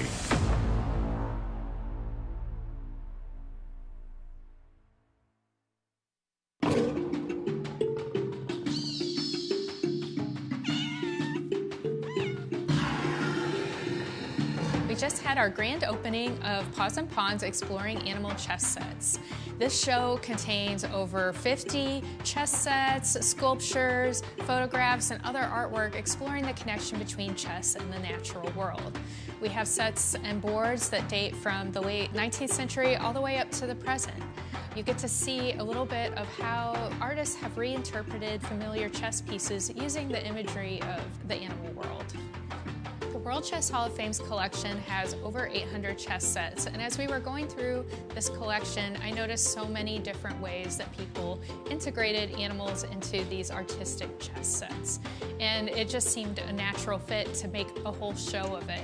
We reached out to some really wonderful lenders, including from Chess Collectors International and some great artists, and we even reached out to local artist Justin King to create a giant T-Rex especially for this exhibit. At the opening, people really enjoyed seeing their favorite animal in the show, whether it was something in the Cats vs. Dogs chess set section or the set that we have from the local artist Sophie Bender. And that is a woodburn chess set that has different animals engraved on each square. We also have really wonderful, elaborate chess sets from the artist Laura Sturtz. One has kind of creepy crawly creatures, chess bugs. And then we have another one that looks at the beauty of sea life, and so there are manatees, walruses, and other things. If you'd like to learn more about this exhibition, you can go to the World Chess Hall of Fame's website at worldchesshof.org or check out our social media channels.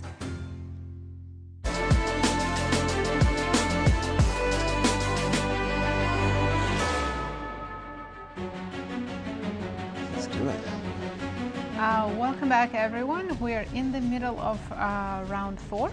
Well say that. We don't have any results yet. No, but but should we take a look at our current pairings? Yes, let's do it. And standings. So we have 2 co-leaders, Fabiano, Caruana, and Pragnananda at 2 points. The chasing pack at 50%. Look at those yesterday, or wolves. I think there was 8 players sharing second, or Right. something like that. Now it's 6 players sharing third. And Levon and Nodirbek are at -1, trying to come back. Yeah, if you notice in the standings, it's Fabi at the very, very top versus Nodirbek at the very, very bottom. And what a change of fortunes that could mean for the players. We'll keep an eye on that one, but we're going to jump into this round 4 because we do have some very important moments. Highlight that Yes. Fabiano against Nodirbek, they're playing each other, and you can see one's in currently first place and others in the last, but this can change in just one game. Big snap. In a heartbeat. Yeah. I guess we begin with our 2 knights for now because things continue developing quite quickly, and Levon is now seriously to be preferred, if my screen is to be believed, after both the most obvious move in the position, which is knight c6, and the other move, which I think Levon will have to find either now or a bit later, because it's a very important motif, seemingly, in all of these positions. Swinging the rook over to g6 to immediately start putting pressure on the white king side. But I think you begin with knight c6. White probably plays something like bishop a3, knight d4, rook c1. And even in this position, even at the cost of a pawn, the engine still likes attacking g2 and says king f1 may be strictly the only move, unsurprisingly. And now black has a number of choices. You can throw in f3, g3. Oof. You can also go rook c6 first. Oof. And despite being 2 pawns down, the engine says it's probably white who needs to be careful, which is a bit surprising, honestly. It doesn't look that bad because like we are once again a couple of moves away from stabilizing. Let me interrupt you, Yeah. Peter, and invite one Garry Kasparov to join the conversation as we throw it over to Bucharest. Thank you, Yasser. Yes, we are indeed with a very special guest, the 13th world champion, Garry Kasparov, who blesses us with his presence and his analysis as well. Once again, welcome back to Bucharest, Garry. Yeah, thank you. Your first reaction to today's round and to the first 3 rounds as well. We've had a lot of decisive results. Yeah, okay. Every tournament proves that all the rumors about the death of classical chess have been greatly overestimated, and this tournament is not an exception. And it's not just about number of decisive games. It's a fighting spirit. It is. So it gives me enormous pleasure to see that it's the fighting. Yeah. As if they want to prove that this is classical 960 rapid. So it's about the right mood. It's about this is your passion and your willingness to make a difference. Indeed. Not just about time control or the opening position. Today's round it had a slow start, but it was one exception. This is I think it was too tempting for Deac to avoid. This is it's almost a forced draw in the opening. The 4 other games are just offering a good show. So we'll definitely see some blood spill. I mean, okay, technically anything can happen, but I think that's even the choice of the openings and it's the willingness to push through. So I'm happy, and I'm sure the public here is happy. And it's it's a Saturday, and it's it's a full house. Full house. Yeah. And of course the tournament here is special because it's the one that the opening ceremony is being live on television. So it also becomes a very important cultural element. Chess receiving an enormous prestige. So what the game deserved, but rarely got before. I have to say it's becoming somewhat of a history for the Grand Chess Tour here in Bucharest to receive the world champion. We have the world champion right now, Gukesh, at only 18 years of age, very young. And right now, he's facing MVL in a very, very tense situation. But he played something that you're very familiar with as well, the Scotch. You played yourself. I can boast that I was responsible for the resurrection of this opening. I remember in 1990, just before my match with Karpov, the 5th match, I was trying to come up with something different, just to play the Rui Lopez, and I looked at Scotch, and I found few ideas, and I decided that would be it's a good refreshment. Didn't expect that it would be really a powerful weapon that served me well almost until the end of my career. So and it's still here. And it's still here. So there's so many various ideas there. So I didn't play knight b3 actually after bishop c5. I played bishop e3 or knight x6. Actually, mostly I played knight x6 here. So or bishop e3. So but that's another story. And this after queen f6 I played queen d2. So that's the. But it's eventually they found that it's like ironically it's queen c6 is not a good one. Queen c6 bishop d3 it's the white is better. So that's the one of the ideas and you have to take it the dc6 or bc6. Yep. No, it's the d or b. I mean both are okay. So though again I had some really good victories there. So and then bishop e3 is another line. But knight b3 has become popular because it's. The idea is after bishop b6, knight c3. White once the idea is to play queen d2, bishop e3, and castle. So queen f6. I know it looks a little bit because challenging because the white wants to play queen d2, bishop. Yes. So it's the. I think castle is a bit premature for black. Like generally they do d6, and this might be something that he just misremembered. Well. Maybe it's the bishop b5 but the idea of bishop b5 is he just wants to make sure that after a5 a4 so the bishop is already there, though still a5 is not a threat. So I don't know, this is another option was to play a4 maybe here. So what's f4? No, for sure. Yes, that's definitely an option. Yeah, that's the move that I would I would consider as my option number one. You get H3, G4, I don't start know, pushing. Bishop E2, then, because A5 is not doable. If you take on E3, Queen E3, A4, then the knight goes on D4. Yes, so so let's say yes, A5. Yes, but then you take there, so that's not good. That's so, the problem. Yeah, and if you take on E3 and then after A5, A4 is not a major threat, so you can play knight D4 now. Yep. Maybe that's okay, but I still think white You can is. even go A3 to stop A3, everything. yes, bishop B3, CB3 is still better for us because bishop goes on C4. So that's the. So I would have probably play A4, but and we'll play bishop B5 and Queen E6, A4, and F5. Yep, those are the moves. Bishop G5. Yes, Yep. he played bishop G5. Yep, that's the last move. Yeah, that's an important move, I think, because this is if you exchange on F4, then so he just wants to paralyze black. So take on E4 is knight goes on E4. That's bad news. And if you don't take there, then the whole construction looks very What's the path unsafe. towards breaking this construction? Well, White? it's you can play. I don't know, just. Either rook H E1, rook can go only one, so that's the one idea. Let's say I go A6. First of all, do we take on C6 or do we keep the tension? No, I think we should. Yes, I would. It's an interesting question. I think we should take on C6. Take on C6. C6. Yeah. And then rook goes there. So this is yes. Maybe we can. Could we consider knight D5 at any Then point? if take was D5. Yeah, take with the pawn. Take was the pawn. Knight goes on E5, and then not. I'm not sure. Some Queen C3, Rook E1, but the F2 Rook, pawn is rook, also yes, rook on E8, knight on G4, then just this knight you cannot activate chances. pawn on D5. Yeah, chances for black as well. This is then I'm not sure. This is no. I don't like knight D5. It's premature, but then maybe we should leave the bishop on the board.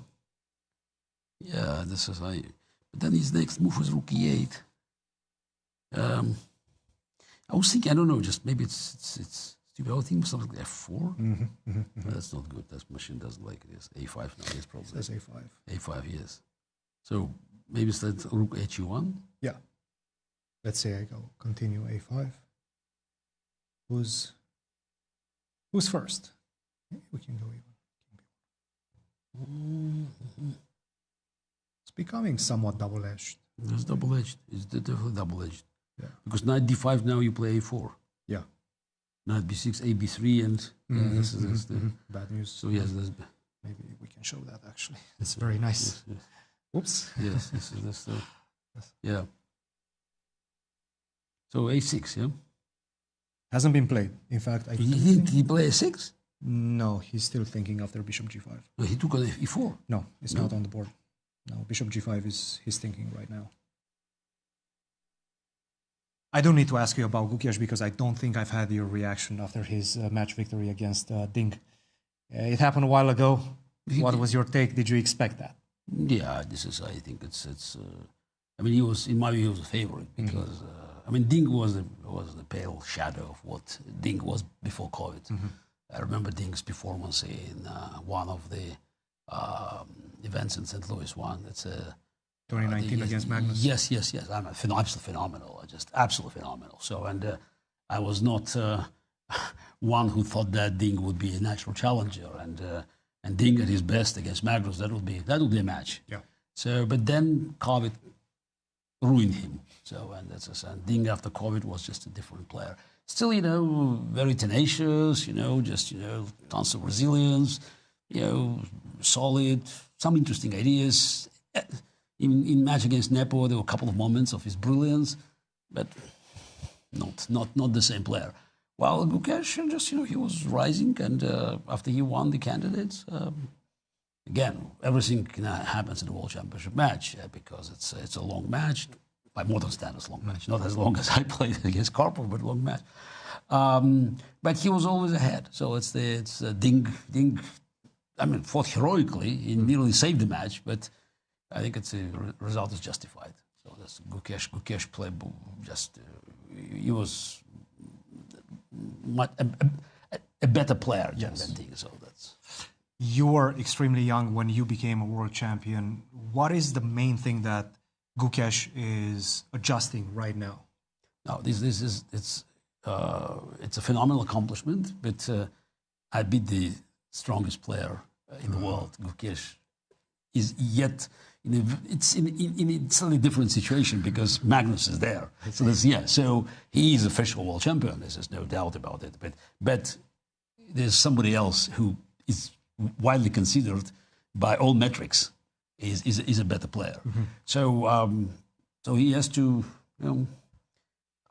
he has plenty of room, and plenty of time to improve. But that's a challenge that I'm sure he's dealing with. Absolutely, and he's had a very good event in Tata Steel. Only lost with Erigaisi in the last round, which forced the tiebreaks. But he could have won that as well. That was the could have won has not won. He didn't win it.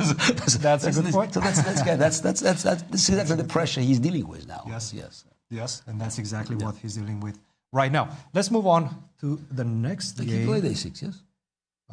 Yes, he did. He played A6, and I think it's not. After Bishop C6, I think Black is absolutely fine. Could we keep it on the board? Could we stay here? I know it looks ugly. It looks ugly, but at least you don't have A5, A4 anytime soon. So what to do after Bishop A7? I probably have to take it. I don't know. I'm curious. So this is probably have to take it. What's the difference? Maybe A5 is coming a bit more difficult. Maybe I won a tempo. This is interesting. So maybe you won a tempo, yes. Knight C6, Rook A1, Rook E8. Still, I think Black is fine. Yeah. This probably Rook, this Rook goes to E8. He made a move. Let's see. He took on C6. Now I'm really curious what will be next because he should see the next move. If that takes C6, if he plays. There's no case to be made for B takes C6. No. Case God forbid. No. There's definitely. You take it with a knight, yes, of course. Yeah. Take it with a knight, yes. And knight. No. Bishop might have taken already. Bishop. Not yet. He hasn't taken. Bishop is on B6. Okay. Now what's the? Now Aronian. Let's have a look at the Aronian. Absolutely. That's a fun one. Let me try to find it. Where are you, Levon? Here he is. This is interesting. I mean, I always looked, since these days, this is in 1990. I looked at these old openings, trying to find ideas. And after Scotch, I looked at the Italian. Mm-hmm. Mostly, of course, I looked at slow Italian as well because I worked for a while with Sergei Makarchev, who was the first one who just introduced the idea of Bishop C4, D3, C3, like a slow motion game. But I looked, of course, at Evans Gambit, something more aggressive, and of course, on Knight G5. And I played Knight G5. I beat Timon in 1994 in the Rapid, I think, in Moscow. So, and I analyzed it. So there's massive analysis. Yes. Later, already after I stopped playing professionally, so. For my blitz tournament, so I always looked for these lines. This is this with Knight G5, and then I looked at Bishop D3. Actually, once I beat Nigel with Black. So because this is in 2000 we played in Leuven in 2000 with Bishop D3. Yeah, he played Bishop D3. It was actually last. It was our match that was much closer than they won in 2015. So it was, we were even, and I beat him in the last round. Last game, and he played Bishop D3 because we played actually once was Evans Gambit, so he played. I played Black, so to provoke him. There was a King's Gambit. Evans, Daniel always played these openings. I played E45, and the last game was Bishop D3, and I analyzed it because I thought it might give some fresh ideas, and I needed. More excitement to prepare. And I remember I looked at this position, we reached this position. Really? Yeah, reached this position. So I remember C5 move, so that's why, So because it looked good for white. This is old school stuff, yeah. Yes, but C5 is a very important move, just to bring in knight. So, and I... Yes, exactly, yes. So, yeah. Now, because otherwise, it looks good for white, because it's either you exchange queens or you just... But... C5 is important. Yeah. And it's an interesting line because it's almost force. It is, yeah. It's almost forced. So it's the, I don't know, it's the, no, bishop f5, it doesn't work, so there's no knight f5, yes. That's the thing about black's position, yes, you're a pawn down. You have to do something quick. Yeah, you have to do something quick, yes. Yeah, and... 93 a bit shy, right? 96. 96. I would definitely go 96. Yes, that's the, yeah, 93, and then Levon activated the pieces and b3 f4. Things are changing, and they're changing fast. Why not knight c4 here? Best move. Why not knight c4? Knight c4. I mean, how can you go on d1? I just your hand should should stop you. Yes. Yeah, he won 91. Now it's passive. Now it's super passive. It's the pawn is, again, you don't feel that as extra pawn. Okay, bishop a3, 94, the line that Peter Svidler showed. I think we have that on the board. In fact, yes. Oh, yeah. Yes, bishop a3, 94, rook c1, rook f6. Wow. Exactly what he showed. Wow. That's, Levon is looking good right now. Yeah, so it's yeah, that's interesting. So, so you probably should take on c5, rook g6, yes, and king f1 now, yeah. Yes. Maybe now bishop a6. No, bishop a6, then this 3, and this. Bishop c8. Well, if you maybe you can start with no f3, then king goes on e1. If bishop a6, king e1, yeah. then I go on e1. Yeah. No, this is like maybe we can start with check first. Now you have to go d3. Take a rook e2, yes. Yes. A rook c8 before.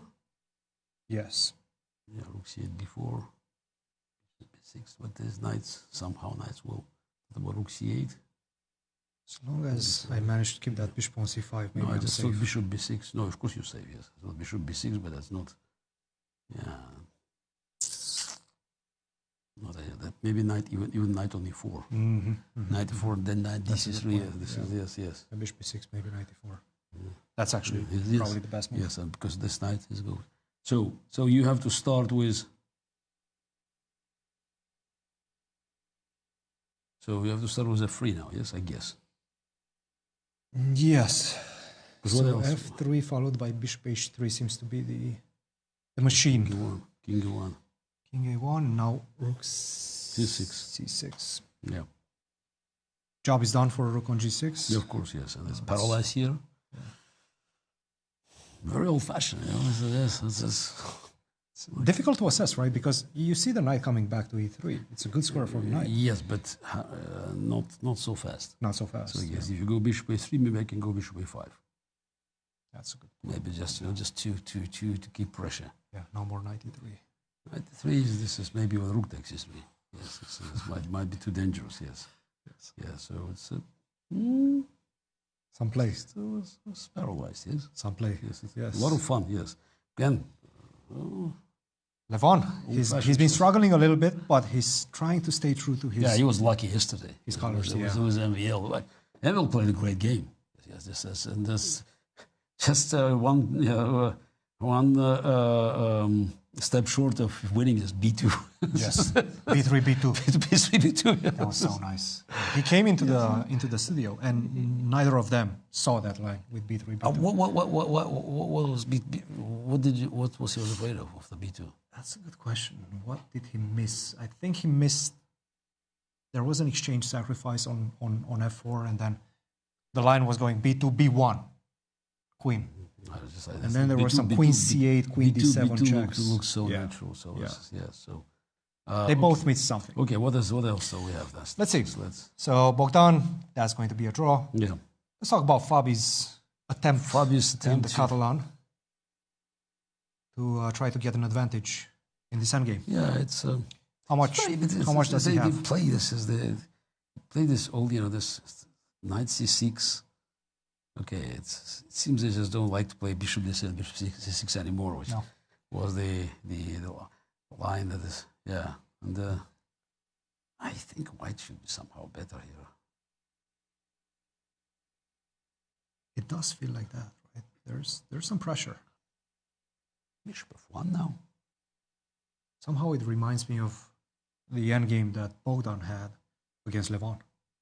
Yeah, it's not the same, but somewhat similar. The same, but I like white. Yeah. White is just better. Yeah. Yeah. What's the follow-up in general? Do we try to go something like rook a3 followed by rook b3? Why not? Yeah. Why not? And now knight c6 doesn't work anymore. Exactly. Bishop I takes just don't see c6, maybe even rook takes c6. What's the next move?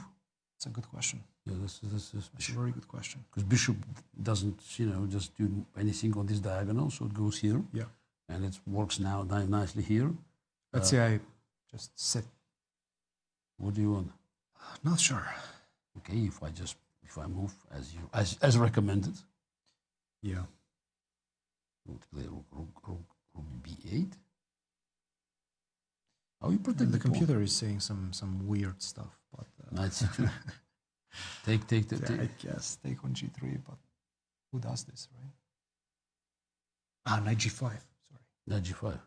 Yeah, that's a problem. That's a problem. Both knights are hanging. Yeah, this is the. Yeah. That's interesting. So that's a trick. Okay. That's a trick. That's black.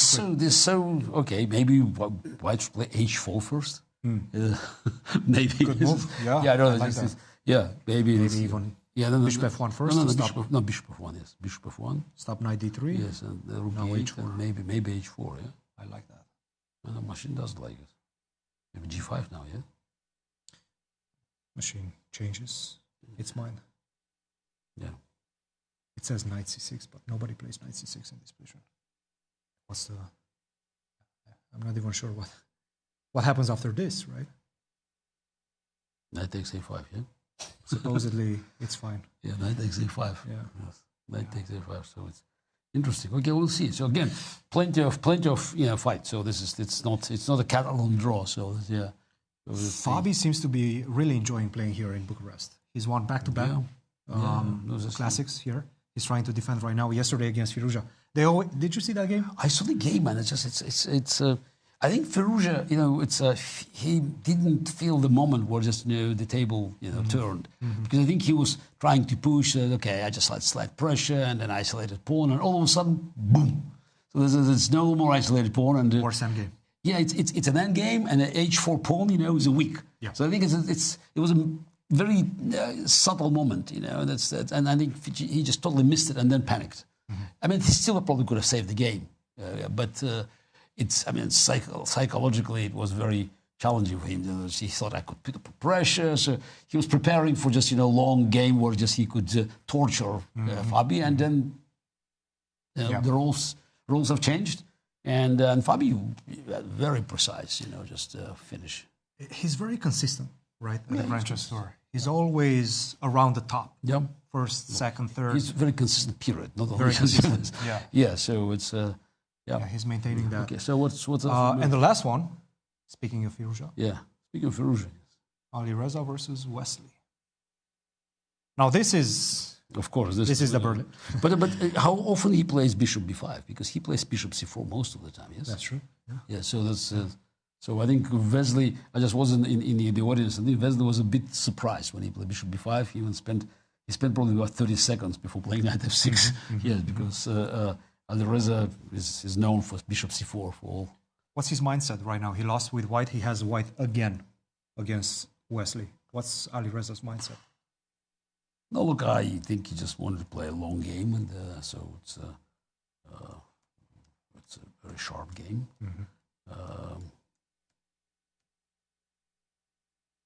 Knight takes f5. I think we have that on the board right now. Big threat. I don't know, g6 or... g6 probably has to be played. g6. Or king h8. Queen d7 also playable. Yeah. Queen d7 also playable. It is playable. It's playable. I don't know whether it's queen exchange, but I think black is fine. Take. Black is more than fine. Yeah.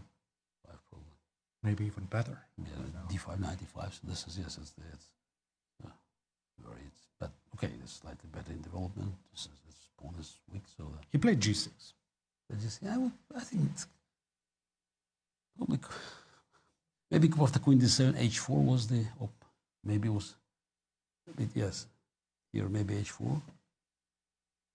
and then h5. You don't get the G6. Exactly. Anymore. Yeah. So this is that's just to put h5. Yeah. Maybe G6, h5. Yes. Now you have to go some king f7. It's becoming a bit shaky. Shaky grounds. Shaky? Sure. Grounds are shaky, but... For both. Yes, I guess it's the... For both. But white should... I guess this is... You have to calculate all sorts of funny stuff, funny business. It's very funny business, but it's bishop h6, rook g8. How do we assess this one? Queen g6 check as it's ready, so knight d5. Yeah. Yeah. So it's again. Difficult to say, right? Rook e6 maybe. Rook e6. Computer hates it. Yeah, computer hates this. Rook e6. Which is the most natural. Rook e6. Maybe simply I go king f8. Maybe, I don't know. And then queen f7. Knight on d5. Yes, knight on d5 is protects it. So, okay, we'll just... So that's maybe queen d7. Actually, what's interesting? Is machine recommend g6 or queen d7? G6. G6 is the main move. Yeah. That's the black is fine. I mean, these pawns are... They're good, but... you have to maybe sacrificing a pawn now, knight h6. Yeah, knight h6 probably. Maybe. It's a move. Maybe. Gary. Okay. This Let's is go back to Gukesh game. Gukesh, sure, yes. Because One more time. One more time, yes. One more time. Let's see what's happening. Knight d5 he played, okay. It's getting creative. F3, trying to keep everything. This is the position. Okay. By the way, rook h4 is an excellent move. Yes, and then f3. Okay, so he just kept this under. What's the idea? Do you go a4? Yeah, of course, a4. You go a4. Of course, a4. Yes, this is no doubt. Eventually, you want to play. No more knight c4. No more c4. No. You can probably want. It's a bit tricky how you can play knight d4, but you can go basically if nothing happens, you can go king b1. Yes. Knight c1 into f4 e6. Okay, yes. that's one. And actually, I don't have with a pawn on a5. I don't have moves. Yeah, one of the ideas. Oh, that's maybe just did it well. Yes, f3. Yeah. Very smart. So I'm not sure computer likes it because this is rooks. That's the Scotch rook. It feels pleasant. Oh, yes, it feels pleasant because it's very difficult actually for black to do anything. Yeah. Maybe queen d7 does that. But queen d7, bishop f6. Maybe I have ideas. Knight f7. Queen d7, knight f7. Let's see. Yes.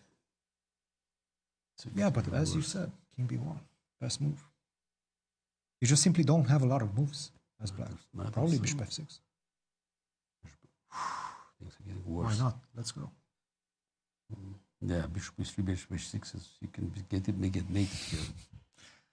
Yeah. It's, seems pleasant for white. Seems very pleasant. Yes. Scotch is very much alive. Yes. Gary, this is the 10th anniversary of the Grand Chess Tour. You've been here since the beginning. You've started it all. Yeah. What are the plans for the future, for the next 10 years? To continue, to grow. And I think the most important thing that, we saw the change of a generation and we're still here. And with chess traditions, I mean, classical chess just being gradually reduced to oblivion, Grand Chess Tour remains the guardian, the guardian of chess culture and chess tradition and our heritage. And again, fact is that we have younger players joining, so it's and still, some older players like Levon is being around. So that shows that the whole idea of preserving the connection between generations and various moments of chess history is still there. And the fact is that they play, this knight g5, d5. So this is old-fashioned openings or Scotch. Again, it makes me feel better. Speaking of this generational transition, up-and-coming players, you work with the Kasparov Chess Foundation with all the best up-and-coming chess players. What's the next name on the list? I don't know. I doubt very much that I can tell you. So don't forget, Gukesh is very young. So yes, we have some talent, young talent players, but it's too early to say who could be next one because he's not even 20.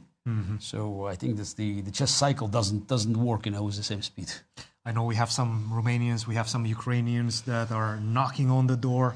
Yeah, of 2600. but I'm sure statistically, we have to look at India again, because this is with sheer numbers of people who are involved in chess and with the popularity of the game. So I wouldn't be surprised if the next big name comes from the same country. Gary, thank you very much for joining us. Thank you very much for showing all of these lines, and we'll see you around. Okay, see you around. Thank you very much. Thank you, bye. Guys, back to you. Thank you, Cristian. Thank you, Gary. A lot of developments have taken place during the interview. Most importantly, Levon has, despite his material disadvantage, Peter, I want to say his position, Black's position, looks great. It's fantastic, and if we talk about swings, the swing in this game from a position which we thought was safely much better for white to a position currently which after rook g6 and king f1 already played. If Levon plays precisely here, he is much better, not even a little better, much better. I think it's very logical to play f3. The only move F3. here is g3. And then very simply, you don't go for mate, there's really no mate, the king will be quite safe on e1 if you give checks. But after bishop f5, we are very simply attacking the pawn on c2. If white goes g3, we can throw in bishop g5, and now it is completely busted.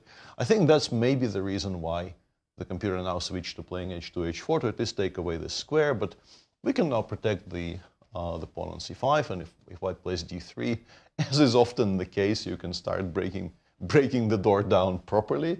In order to, knight c4, knight c2 loses immediately because bishop takes d3 comes in, and the point being that if we force white to take with the pawn, then this whole group of pieces feels very, very silly. We can start actually attacking them and trying to pick them up, and the variation on my screen is bottoming out. This is like -3 already, with white 2 pawns up and a move. Yeah. So after bishop f5, white is kind of stuck. You would like to take on c5, but then yet another piece comes into play. And I think mainly we're talking about the fact that white is playing a rook down. King is unsafe, but it's not that easy to get to the king. But very, very importantly, every single black piece is participating in the game, whereas for white, I don't know how you include this rook. Yes, you can play h4, but you are miles away from any meaningful rook lifts. Right. h4 is controlled by the bishop on d8, h3 is controlled by the bishop on f5. Even if you play h4, h5, it's still going to be stuck on the starting square.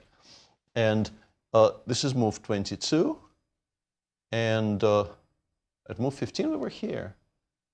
If he plays knight d6 here, we're watching a completely different game. Right. Which honestly bears no relation to what we're watching right now. Massive, massive turnaround here. And somewhat difficult to explain events happening on other boards as well. We could maybe switch for a second to a game between Firouzja and Wesley So, where we left it somewhere around here. We had anticipated bishop f8. Yeah, bishop f8 seems logical. You can play knight b6 first, but bishop f8 is, bishop f8 is not horrible at all. Here, the engine was giving a check, but not with the intention of playing queen f7. I think it just feels for some reason that the king is worse placed on h8 than it is on g8. Extremely non-obvious to me, I will say. I don't know why it would be better on h8. Right. But knight 3 h4, which is what Alireza played, I think starting from here, you can see his sort of attitude towards today's game. He lost yesterday. He lost a long and a very painful game where he got outplayed and then found a study and was one move away from creating a very beautiful drawing study. Yeah, this is not the study. This is not the study, and this is not. Okay, this is a better picture on our screen. And I think today he is kind of going all in. And this is impacting his decisions a little bit, because I think knight 3 h4 is, while sort of logical in terms of we have to play on the king side, is not great. And black could react quite forcefully to it. But this was not the end of, in the long list of decisions today, we are struggling to put into words. The engine says including e4, cd4, and then playing knight b6 is very logical here. This is actually what black does a lot in these structures. At first glance, white has this beautiful center, but this bishop is about to swing over to somewhere like f7. And then you can put a lot of pressure on it, queen d7, rook a8, you play a5, a4, and white actually constantly have to watch for the a2 pawn. You don't really want to play a3, but with the bishop on f7, it hangs constantly, so your rook on a1 is kind of stuck. Prefers black, just straight up prefers black here. Instead, black played knight b6 straight away, queen g4, and e takes d4. Also, a change in approach for today's game. Alireza is kind of going all in. Wesley, in response, is saying, would you like to give me a perpetual here, sir? The answer, as we know Alireza, the answer is, of course, no. Now he is worse again, after king h8. A very logical move. We are sidestepping the perpetual. We are reintroducing the threat of queen takes d4 using the pin. The pawn is hanging. Maybe even g7, g6 might be a threat in some positions. If you play bishop e3, you're allowing knight c4 with a triple idea of maybe taking here, and also knight d6 might be very painful. So king h8, just a very logical move. Yes, Advantage black. Yeah, yes, you can maybe reintroduce the ideas of checks, but you can take on f5 now. Instead of that, Wesley takes on f5 straight away, and suddenly white's previous play is somewhat justified, I would say, because no longer having to deal with the two bishops is obviously a huge plus. The center is still alive. If you give white time to stabilize here, you will definitely start preferring white. Wesley played g6, and Alireza has just played e4, e5, which is a very critical move, maybe not the best move, but definitely very, very logical. We're trying to use the fact that black has some pieces stuck on the queen side to launch some sort of an assault in the center and on the king side. Queen d7 is playable. Question, it's probably a terrible move, but what if Wesley goes king h8 now, attacking the knight, instead of queen d7? I think we're planning to go knight h6, and we protected the pawn on d4. I think the reason for this inclusion was to protect the pawn on d4. And in comparison, if we talk about the position after g6, we were discussing this while Gary was looking at some other games, you could actually make this pawn sacrifice. Black has to take on d4. And now we, as is very often the case in 2025, we start softening up the king side with h4, h5. And I suspect this is okay for black, but it's not a comfortable kind of okay. h5 is a serious threat. Queen d7 or f5 was suggested. We always have a very useful square on g3. c7 is a target here. And obviously the bishop on h6 is a gorgeous piece, which will be very much an unpleasant thing to deal with for the rest of the game. e5 would be quite strong, but I think black can do some concrete things. You can play queen d7. e6 is borderline forced. There's really nothing else, because this endgame you will not, you have to include queen takes d7, and then you lose the pawn. Yeah, you're simply a pawn down after f takes e5. This is not good. So you have to play e6. Now black plays queen d5. I guess you have to play knight h6 check. And now after king g7, the pawn on e6 might actually become a target. A liability. Let's say you go knight f7, trying to play bishop h6 check. But we got h4, h5 still coming. Yeah, but it might be, with the queen on g5, it's actually a lot harder to organize.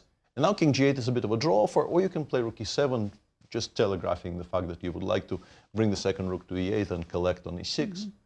Yes, white has this, but as is often the case, this is more a weakness than a strength, and white probably has to be a little bit careful here. Yeah, the queen on d5 is very strong. Yeah, and another topic that we keep on coming back to in Grand Chess Tour events is, this is how Wesley very often does extremely well in the classical portions of the tour, where people absolutely force him to play games of chess. Right. And then they regret it. They get painfully reminded just how strong he is at the game we all love. Yeah. We'll see what happens today, though. Well, queen d7, e6, will we see that? It feels like Alireza is overplaying his cards. He might be overestimating his position. And why is this game so important? Because they are on the outside looking in, right? Just half a point. They're in the middle of the pack that's sharing third. Yeah. But the way they got here, it wasn't 3 draws. No. Both Alireza and Wesley have won, lost, and drawn games to get here. In fact, Alireza was, after 2 rounds of play, our clear tournament leader. It was his loss yesterday. Oh, okay. For a second, I thought there was a big We were like, yeah, in something the game went down. Levon. We should go there. That's the sharpest position we have in this round. Peter, do you have any updates? Yeah, switching to Levon's game, all of this, including bishop f5 and bishop takes e5, has been played. And Levon extremely quickly, and this is the surprising bit, because I think rook c8 is a very natural thing, and you should at least consider it. Right. And he has 50 minutes. I'm a bit surprised, in particular, because it's Levon. And Levon is one of the... He's an artist. He does like playing for initiative. He's really not very oriented towards recapturing sacrificed material. No. Yeah, and sort of blitzing out knight takes c2. He's still okay. Maybe more than okay. The only move here after which white is not much worse is h2, h3, which is maybe findable because you do want to restrict the bishop, and also it creates the idea of g4, trying to disconnect the bishop from the knight. Right. He's still completely fine, but he was much, much better after rook c8, and having oodles of time on the clock and a position in which you would like to make moves with tempi. Show us why he's much better after rook c8. We were discussing this. Bishop takes d4, e takes d4, you're kind of running out of squares for your pieces, and now bishop h3 check with checks along the e file is also becoming a bit of an issue. This is just very, very dangerous.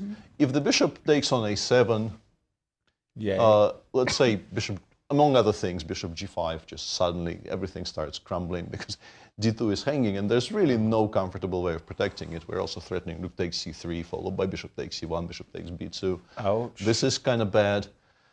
The best move probably is b3, b4, but if you wanted to take on c2, take on c2 now. The inclusion of rook c8 and b4 should be in your favor because you have more pieces in play, and now a7, a5 is a threat.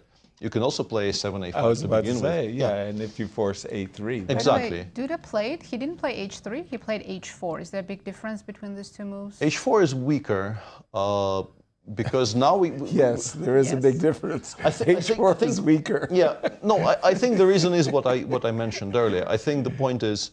You want to threaten g4. Yeah, we're not threatening g4, which gives black a much freer hand to play. Let's say if you play h3 and black has rook c8 here, we absolutely do play g3, g4, and we force some simplifications with trade c5 for c2, which is in our favor. Whereas after h4, we can go back to playing rook c8. Bishop takes a7 maybe is playable, but after rook a6, you have to play bishop e3. None of this is very easy. And the way to get large advantages here for black is, I don't know if this is immediately obvious. I mean, bishop a5 will occur to you because it creates threats against the white queen side. My question is, in game, do you understand how much better you are? But I don't think it's very important. You just make these moves because they look right. Like, let's say white goes knight ba4, and here the best move is rook d6. Once again, maybe not the simplest, but we do want to take on e3 and then plant the rook on d2. And we once again return to the fact that we're playing a rook up. We're not playing two pawns down. So we effectively are playing a rook up. no time to do king g1, king h2? King g1, we go here, yes, knight rook e3. d2 is coming. Knight e3, d loses a piece to rook c6, which is like we can't deal with the pins, and f e3 rook takes d2 is, I think, quite. I mean, optically it's completely lost. Right. The position Rook d6 remains is very, very very dangerous for white. And h4, yeah, it's a very interesting game to watch, but you wouldn't call it flawless. Yeah. I have to say. But strategically, black has played a really, really nice game. It was just this idea that he could have included rook c8. Bishop c5. We can call this a creative mess. Oh yeah. Yeah, that's true. By the way, clock times for these two players? 40 minutes for white, 46 for black. They're 46 for black. Okay. Both taking their time. Because it's like a freestyle type of position again. White's rook is stuck on h1. King on f1 is terrible. The piece knight on b2. Right.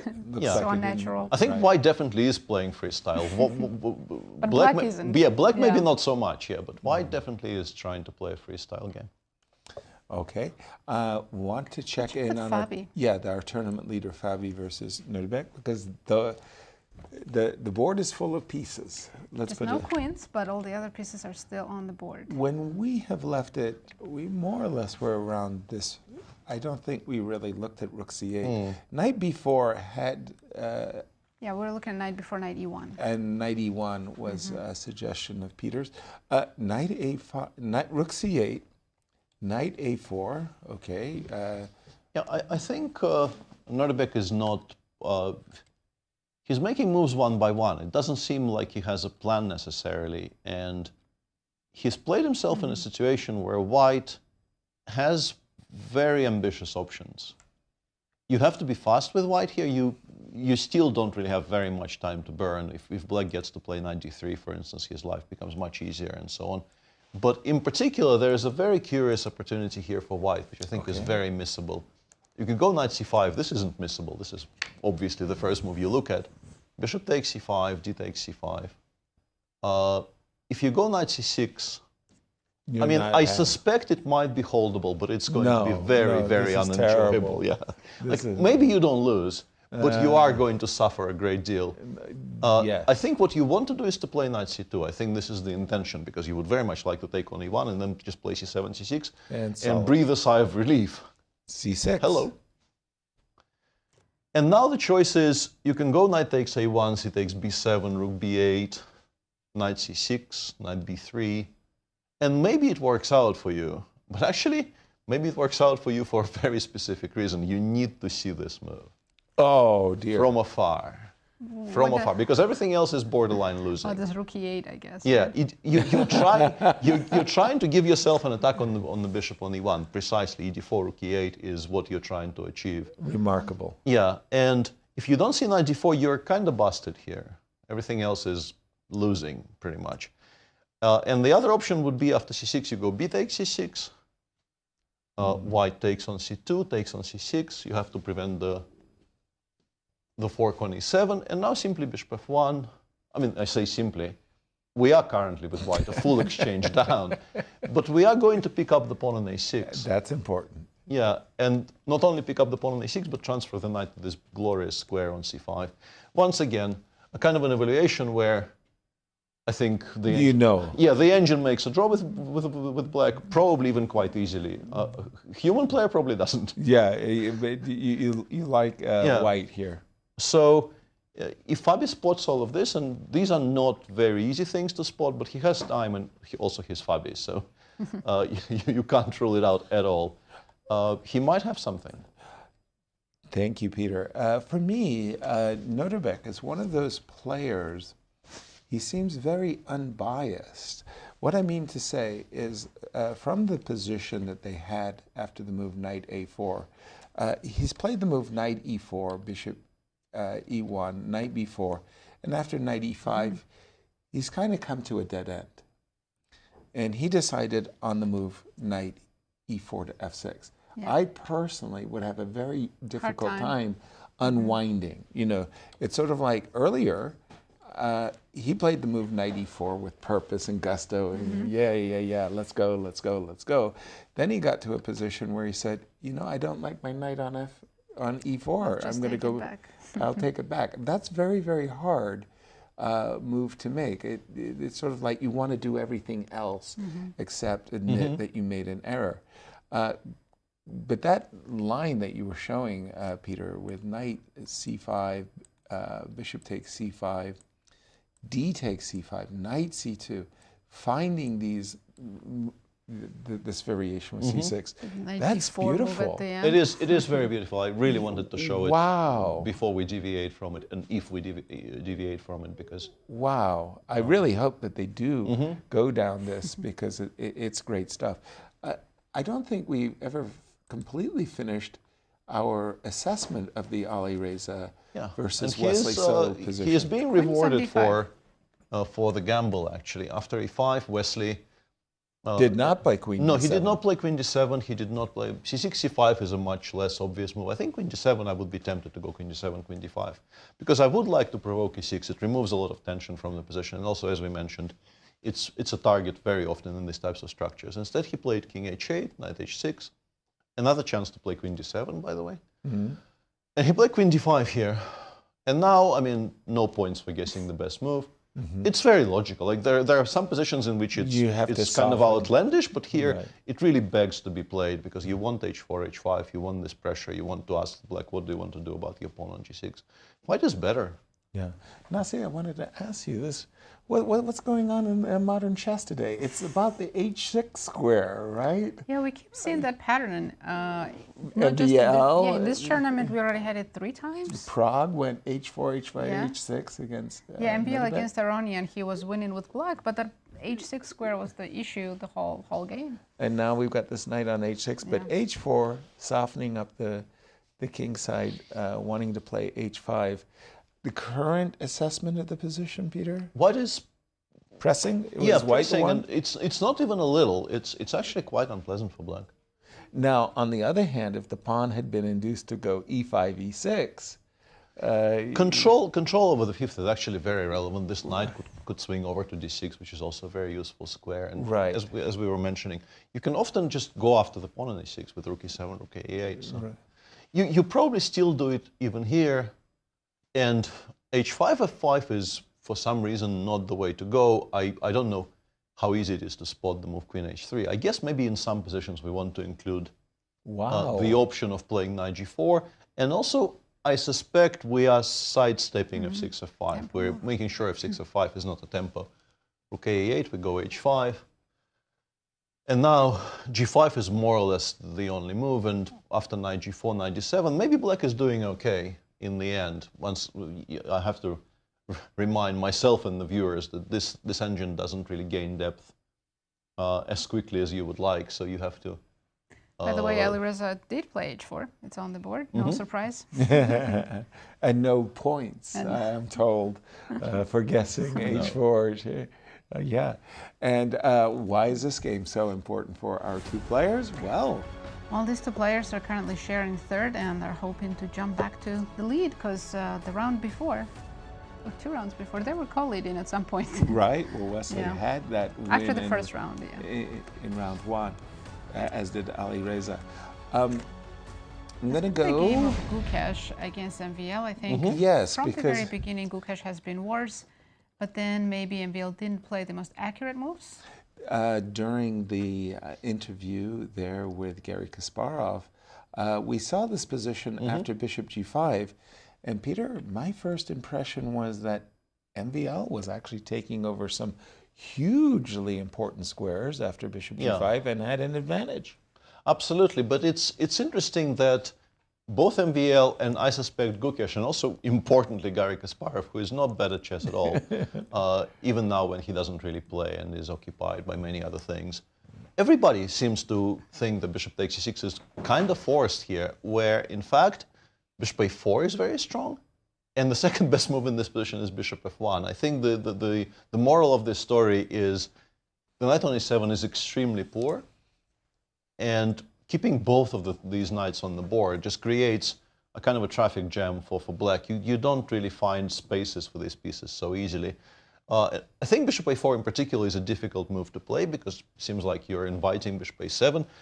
And now you can lose a tempo by playing bishop 6 here, or you can lose a piece to b5. But in fact, after e takes f5, let's say queen takes f5, bishop e7, knight e7, rook h e1, you get to play knight d4 next. Once again, remind our viewers there's a pawn on h6. So let's say in this position, queen g7 is queen g7 is a bit of a threat, and the bishop will survive. And it will land on a very strong square. We even have some rook takes e6 tactics in a lot of spots here.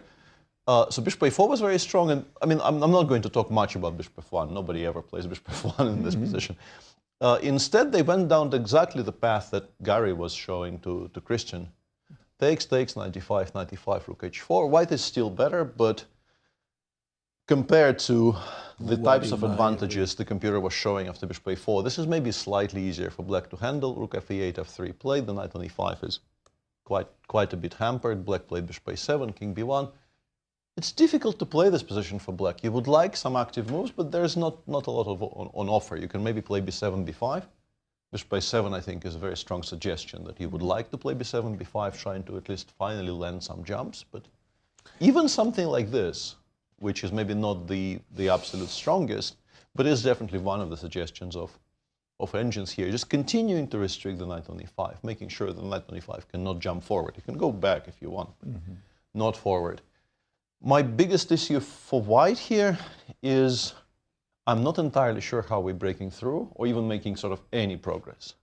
It's all very enjoyable. We have some strengthening moves, like we can go king b1, b2, and the engine actually does play king b1, b2 in a bunch of positions here.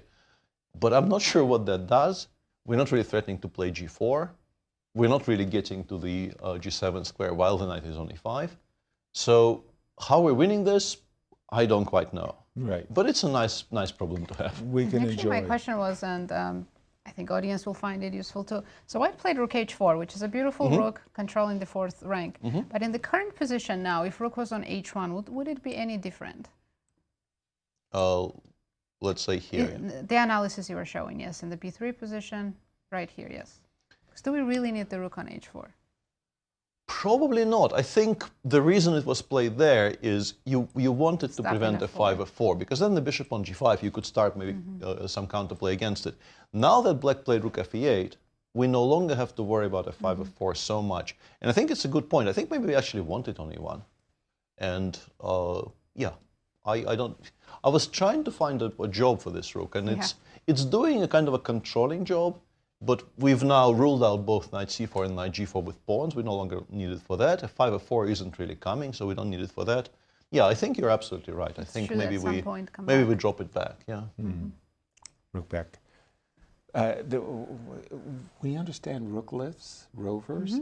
What's the opposite of a rook lift? It's the elevator down, and you study this. You're not going up. It's the rook back. Well, you put it back on the rack, right? You lift, put it backwards. You lift and then you put it back on the rack. You respect the other customers.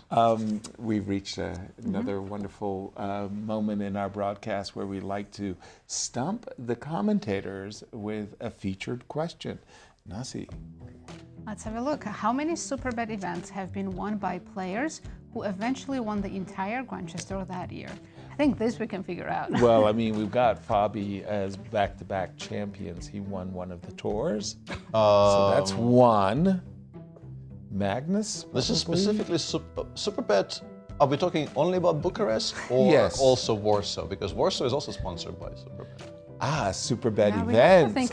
Look at that. This is Superbet events. Tricky wording, yeah. Trick question. Tricky wording. Well, I'm going with 5 then. I think because I think Croatia is also a Superbet event. Might be. Yeah, there's. I think this is the one where I'm not sitting on the fence. I'm going with 5. All in.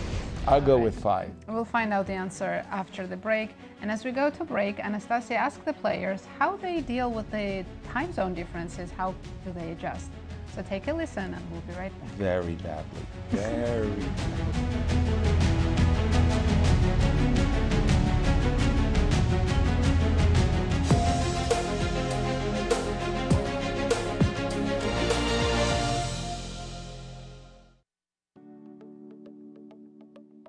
What impact does the travel and the time difference have on you when you play in the Grand Chess Tour events, especially in the different continents?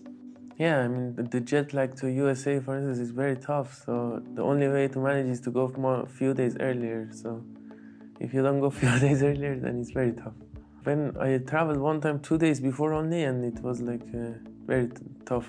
I didn't know where I was. So it's very tough.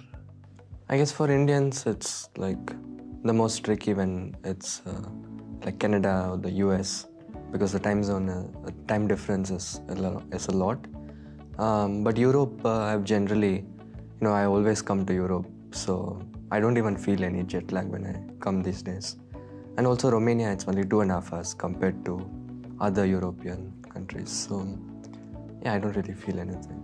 When I travel the flight to the US, I just try to sleep fully. And also it helps if I land in the night so that I can just sleep. But yeah, one of the tips for example, in the candidates, I arrived a couple of days before so that I could get adjusted to the jet lag. But I remember in Incr Field Cup, the initial days I was suffering a bit, but with the sleep. But yeah, I'm generally not that affected by jet lag. I think the main tournament where it sort of affects us in a way is traveling to the US for the Incr Field. If we get like few days in before the tournament, then it's fine. I think by now we are all used to traveling a lot and used to different time zones, so it's not something that we have to worry about. I don't generally feel the time difference. I think part of that because I'm still very young, and I'll hear that other players have some issues with jet lag, but for me it's not been a case. So I hope that it doesn't affect my results and everything will be fine. Luckily, I don't have so much time change because I'm spending a lot of time in Europe. I was already playing events before this, then I had some break, and I have family in Europe, so I was visiting my family for a bit. So I don't have to deal with time change at all, and the travel is reasonable. It's not like so difficult as it would be if I was coming from the United States. That's can be challenging, although I am used to also these very long trips that maybe you take a few days beforehand to adjust. Time difference is a bit tricky. Sometimes it doesn't affect me. Sometimes it affects me greatly and sometimes in terms of sleeping hours, sometimes it doesn't, but still affects my play. But it's part of our lives as chess players, and also I think in Europe, like when you're based in Europe, you're kind of getting off easy, even though there are more and more events in Asia and in the US, obviously, but it's much easier to acclimate than for players from India or for players from the US. For me, it's not a big difference because I don't fly to US. I fly in Europe, and it's not a big problem. Well, we come a few days early. I mean, jet lag is very real, especially as you get older. And when I was young, I thought it's not a big deal, but now I could kind of feel it. There's a lot of online chess that's happening nowadays, but I think it still can't replace over the board or in-person tournaments. So I much prefer over the board. Also, I like playing classical chess. You just gotta get used to it. You gotta prepare in advance. For example, if you're coming from the United States, or if you're coming from Russia to play in the United States, just gotta be aware. Yeah, it can be tricky. I mean, I live in Europe, so for me it's mostly about going to the USA, obviously. Just tend to go, much earlier, preferably like 1 week before the tournament starts. It's also part of the job, being a chess player. You travel to several places, both west and east, because. But it's also the thing in everything, no? I mean, in tennis, I think it's even worse, no? Like you travel, between like Miami, Australia, Europe. And for example, I've never been in Australia, never played chess there, so maybe it's not that bad, in fact. Well, since I mostly live in St. Louis, I'm already more or less used to this adjustments, and yeah, what I basically do, I try to do some physical exercise before the day I fly overseas and on the day when I arrive, just to speed up the metabolism somehow, and that normally helps.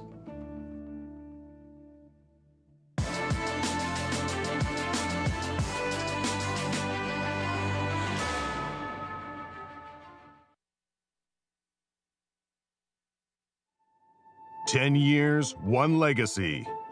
The Grand Chess Tour marks a decade of mastery where only the strongest chess minds carve their names into history. Each piece has its role, like soldiers in a grand army, with commanders to lead them into the tour's 10th year and a prize fund of $1.6 million. The Grand Chess Tour starts in Warsaw with the Superbet Rapid and Blitz Poland, immediately followed by the Superbet Chess Classic Romania in Bucharest. Then off to Zagreb for the Super United Rapid and Blitz Croatia, followed by back-to-back events in St. Louis, Missouri with the St. Louis Rapid and Blitz and the Sinkfield Cup. And the culmination of the grand finale in the city of Sao Paulo, Brazil, will determine the 2025 Grand Chess Tour champion. Fight with every ounce of strength for victory. This isn't just a moment. This is history.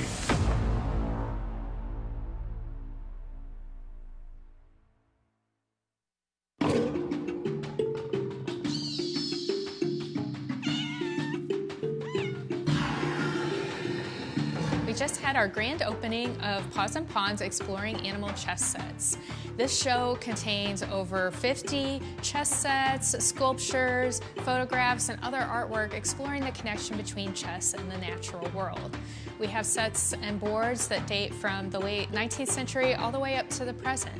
You get to see a little bit of how artists have reinterpreted familiar chess pieces using the imagery of the animal world. The World Chess Hall of Fame's collection has over 800 chess sets, and as we were going through this collection, I noticed so many different ways that people integrated animals into these artistic chess sets. And it just seemed a natural fit to make a whole show of it. We reached out to some really wonderful lenders, including from Chess Collectors International and some great artists. And we even reached out to local artist Justin King to create a giant T-Rex especially for this exhibit.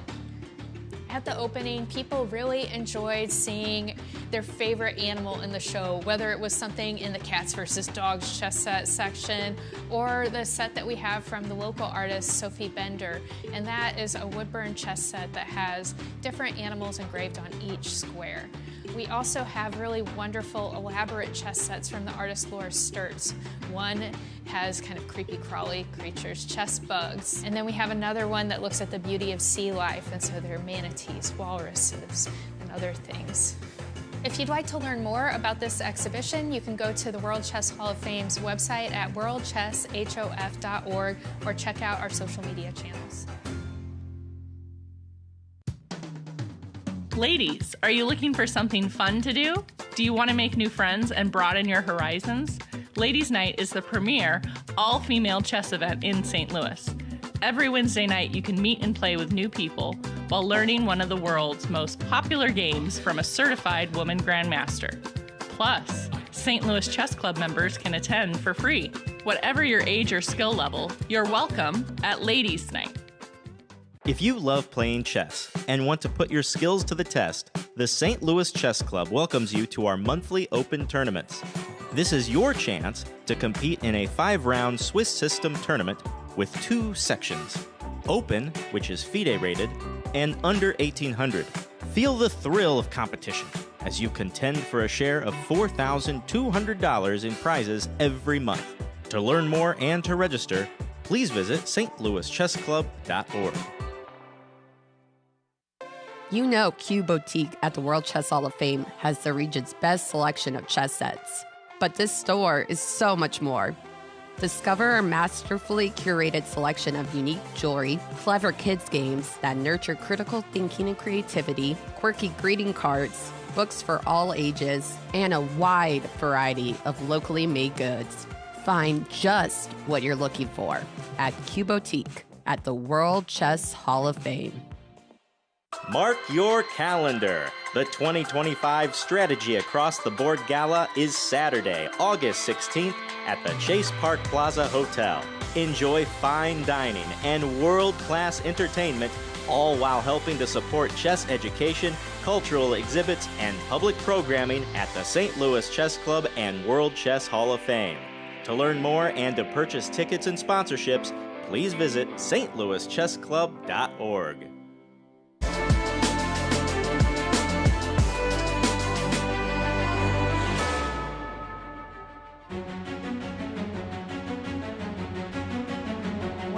Of round 4. Let's jump right back to Fabiano's game because repetition seems repeating, but I think he might just do it once or twice and then continue. It's a critical moment. Let's take a look. Well, if he goes rook a1 now, I think it's claimable. So it's either take on before right this moment, and he could have taken on before from e1, right? Which I think makes it less likely he does it now.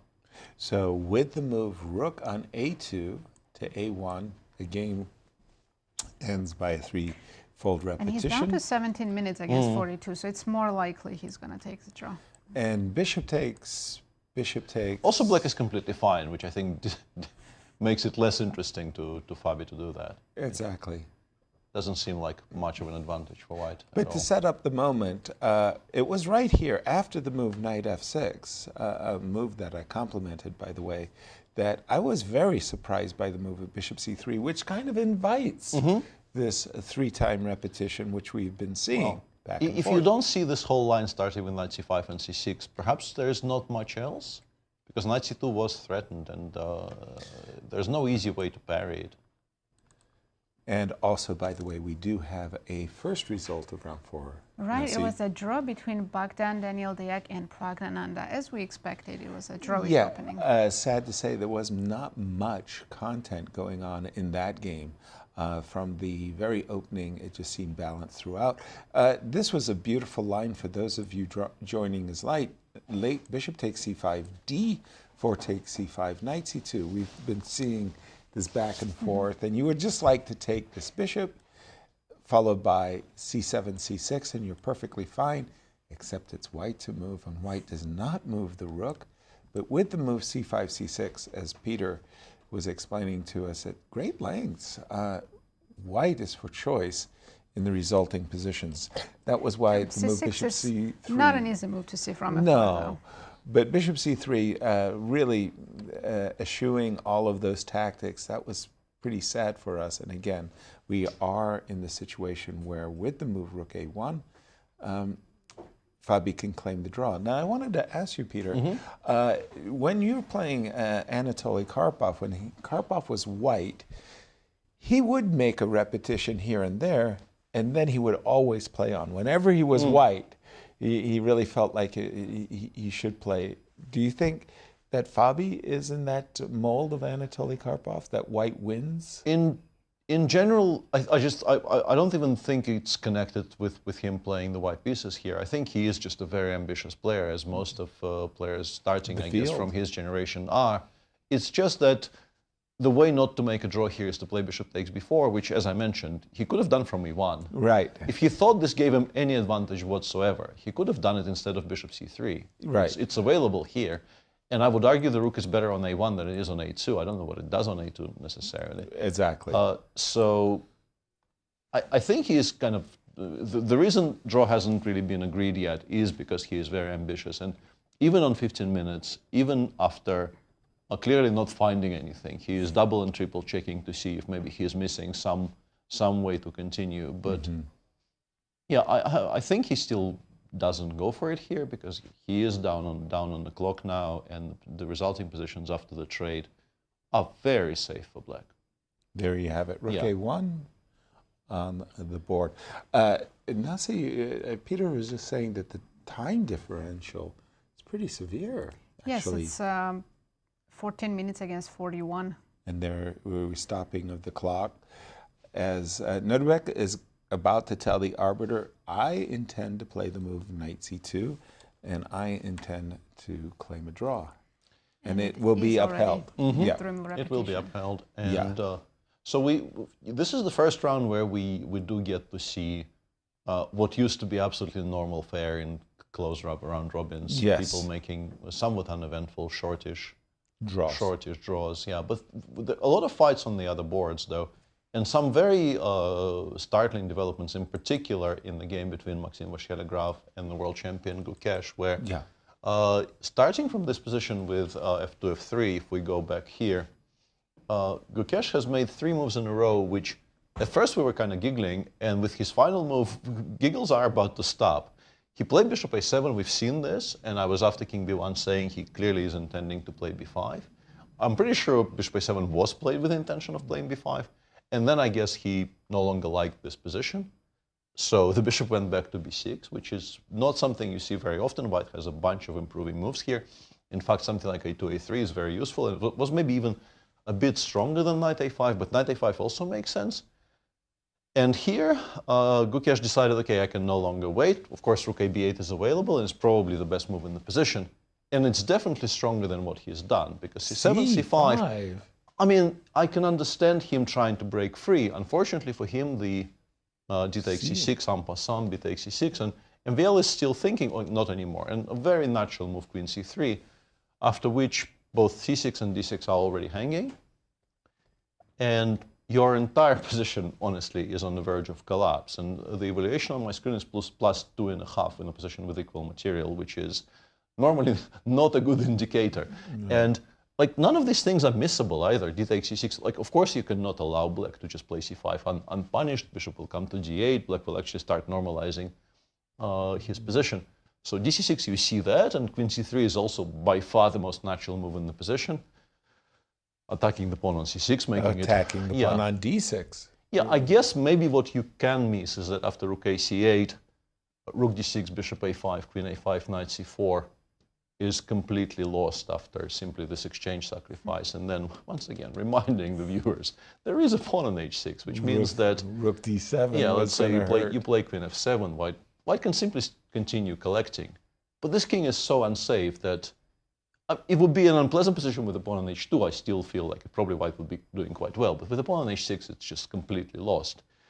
But the thing is, even if I don't take on d6, even if, let's say, I play knight c4, rook c4, this is still awful. Yeah. This is still completely awful because your king is unsafe, everything is hanging. All three of these things are going to be under attack because the rook will probably eventually land on a4. It loses by force, but even if it didn't lose by force, it's still not going to be great. I guess what black is hoping for and what we are stopping with queen c3 in particular, and then again, both of us strong moves here, rook d6 and knight c4. They're preventing d6, d5. So if, let's say, I play b2, b3 here, and black gets to play d6, d5, you're still worse, but you're maybe beginning to hope. But yeah, there are very comfortable ways of stopping that. And in the current position, d6, d5, knight takes e6, just wins a healthy pawn because all of your all of your pawns are losing to knight takes e5 because f7 is also hanging. Do you think maybe he wants to just take on a5 and then defend the pawns? Yes, he's definitely worse. That black squared bishop is very strong. That is. How does he defend the pawn? You don't really describe it as worse, though. Hanging, right? So maybe rook e6. Rook e6. I'll throw in b3 just to kind of demonstrate that I don't need to win it move by move. And then the queen will return to c3. This rook will swing over to a4. And... Oh, it's dominating the whole. Yeah, eventually I will create one threat and everything will collapse, is my feeling here. Like one threat somewhere will just destroy this completely. Now this is a very, very odd game being played by the world champion. And honestly, the second half of yesterday was also not great. He is not having a particularly comfortable couple of rounds. I just wanted to say in that position that you and Peter reached,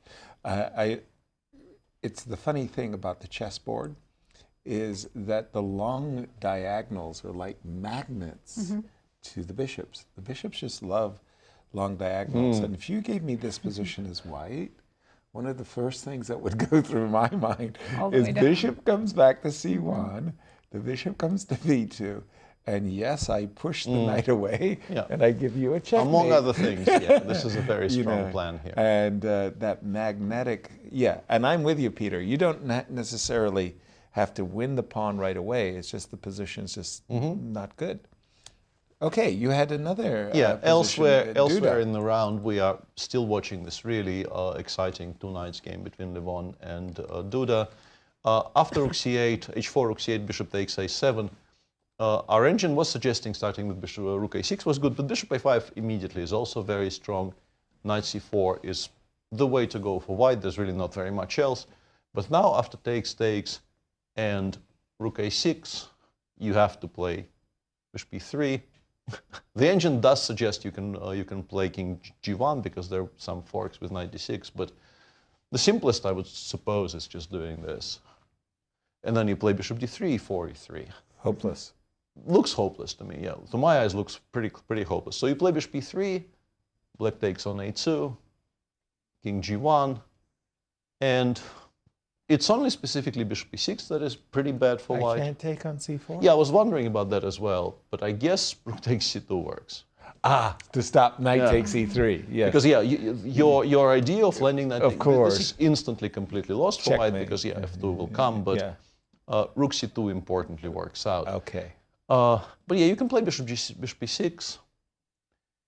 And the position is still crumbling because the threat of eventually taking on e3 with the knight is so strong that the bishop has to be relocated, but it kind of lacks squares. The engine goes bishop b6, rook c6, and now the only move not to resign is bishop a7. These are impossible moves. Can we take two moves back? I just want to sacrifice something to have some breathing room. Rook c2 and knight e5. Maybe if you give white time to play king h2 and let's say rook d1 or hd1, maybe it's survivable. The problem is you're still stuck on the back rank. I can't go king h2. And you can't go king h2 yet. You can you can do this. And I guess if you remove a pair of rooks, give white time to play h5 and g4 and king g3, it starts becoming very drawish. But I don't expect you will have time enough. I think we can probably attack enough pieces to move them to poor squares. Mm-hmm. It might be the best practical choice because, as Yasser correctly said, like bishop b6 with the idea of playing bishop a7 next move is not going to be an easy lift. But it's not fun for Jan-Krzysztof. Thank you, Peter. So we think at the moment Levon is in the driver's seat. Should win the game. Mm-hmm. Yeah, and Alireza and Wesley, look, one of these two players has a potential of tying for first. Again, for those of you joining us late, our tournament co-leaders Pragg and Fabi both drew, allowing the chasing pack to catch them. What's going on? Yeah, after he pushed h4, actually here's standings for players with updated results. Fabi drew his game against Nodirbek, Bogdan against Pragg. So yeah, coming into this round, Fabi and Pragg were sharing first. So now 6 players have a chance to catch them. Exactly. Well, not Deac, because he was one of the 6 and he drew. True. 5 players. So 5 players. Yeah. By the way, I just noticed for Pragg, that will have, today was his 3rd black out of 4 games. Yeah. So he's going to have a lot of whites down the stretch. Bishop f4. This we've is seen h4. Getting to be very unpleasant for black. As you can see, Alireza is walking around pretty confidently. He likes his position. Definitely, and why not? Because, first of all, this whole knight going back and forth. Black has to always watch out while playing e6 and... Right. If you don't manage to but win h5 is really... Yeah, h5 on every is the single concern, move as well, yeah. Is the genuine concern. We didn't like knight d7. What was our suggestion here? I think we were looking at rook e6, sorry. But let's just pause our analysis and toss it to Cristian over in Bucharest. Nodirbek yesterday, obviously coming off a difficult loss. You're facing Fabiano, who is in great shape, it seems like, but you neutralized him successfully. How did you approach today's game? Yeah, I just want to play it solid. So I want to make sure that he would not get an opening advantage, and so I prepared some surprise for him. In the Catalan, I played this knight c6, h6. You expected him to play the Catalan? Yeah, I kind of expected to get the Catalan from various openings as we got from the c4. Mm-hmm. So yeah, I was expecting this. Yeah, actually, I prepared this for white Kanzei, so it worked out here. It finally got used. Yes. So bishop d2, queen d5. Actually, I think he knew some details about this move. He played bishop d2. I thought he was in book at this point, but after rook d8, he thought for 15 minutes, and okay, I thought he should be out of book right now. And after queen d5, he has very little, edge, but yeah. I play bishop d6, a5. Yeah, in general, white has, easier play because he wants knight 3, knight a4, very obvious plan. But his bishop on g2 is very limited by my, pawn on d5, and I have a wonderful light-squared bishop. Mm-hmm. Knight c3, but I don't feel like I played it very precisely. I think, yeah, rook c8 is not great, but it's okayish. So knight a4. Yeah, I thought with knight b4, I thought I'm getting some, active piece, and I want to trade this knight, but there's still some pressure, right, for knight white. e5. Perhaps did you consider this trade with knight c5? I considered this. I told him about this after the game, but he was not really impressed with this position. It's probably not enough. Yeah, I thought some pressure. Very, very, very solid. But yeah, during the game, I thought white has definitely some pressure there. So he opted for knight e5.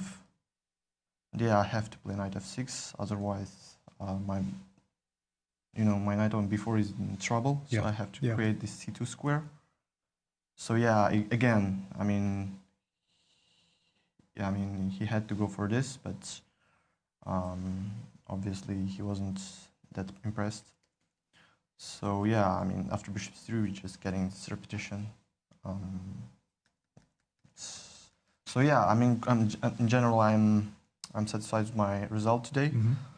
After yesterday's tough game. How do you bounce back from that? Like, what does your coach, what do you tell yourself as well after such a difficult loss to get back into the tournament? Yeah, I was targeted in Grunfeld yesterday, so I got surprised in the opening, and I didn't get my position out of the opening. So then I had to defend the very difficult endgame, but I really didn't manage. So going for this game, I thought I have to play it very just neutralize his ambition and just play a good game and try to get in form and play better in the next rounds. Absolutely, double black, never easy, but right now you have white moving forward. Congratulations on a good game today, and we'll see you tomorrow. Thank you. Guys, back to you. Next move, exactly. Thank you, Cristian. We're mesmerized by MVL's game against Gukesh because we are really seeing the world champion floundering. When you think about his moves, bishop a7, followed by bishop b6, followed by this latest move, bishop c5, it looks like Gukesh just is having a very, very bad day, Peter. Today has not been good, and just as an indication of how bad this position is for black, after a2, a3, I'm kind of struggling to name anything proactive black can do, and white will eventually, I guess the biggest threat eventually will be knight b3. You can also, machine pretty much always suggests swinging the rook from h4 to a4, which looks strange, but when you think about it for 3 seconds, it's not doing very much here, whereas on a4 it will put additional pressure on the black queen side, and also sidestep some bishop f2 ideas, meaning that when we eventually attack the bishop on c5, which we will, it will not have any jumps with tempo, and it's completely busted. Like, you don't often see positions with equal material and the engine saying +3. Yeah, and that pawn on d6 too, nicely. I mean, you're d6, c6, a6. Your king is everything. weak. Your king is weak. Your pieces are on poor squares. Your entire queen side is busted. It's not a shock. Now, see, if MVL had won yesterday. Yes, and if he got the same position today, he would be running away with the tournament. And he's already leading the Grand Chess Tour. Right. We forgot he was second place in Poland. In Poland, he's got 10 GCT points. He'd be in first place.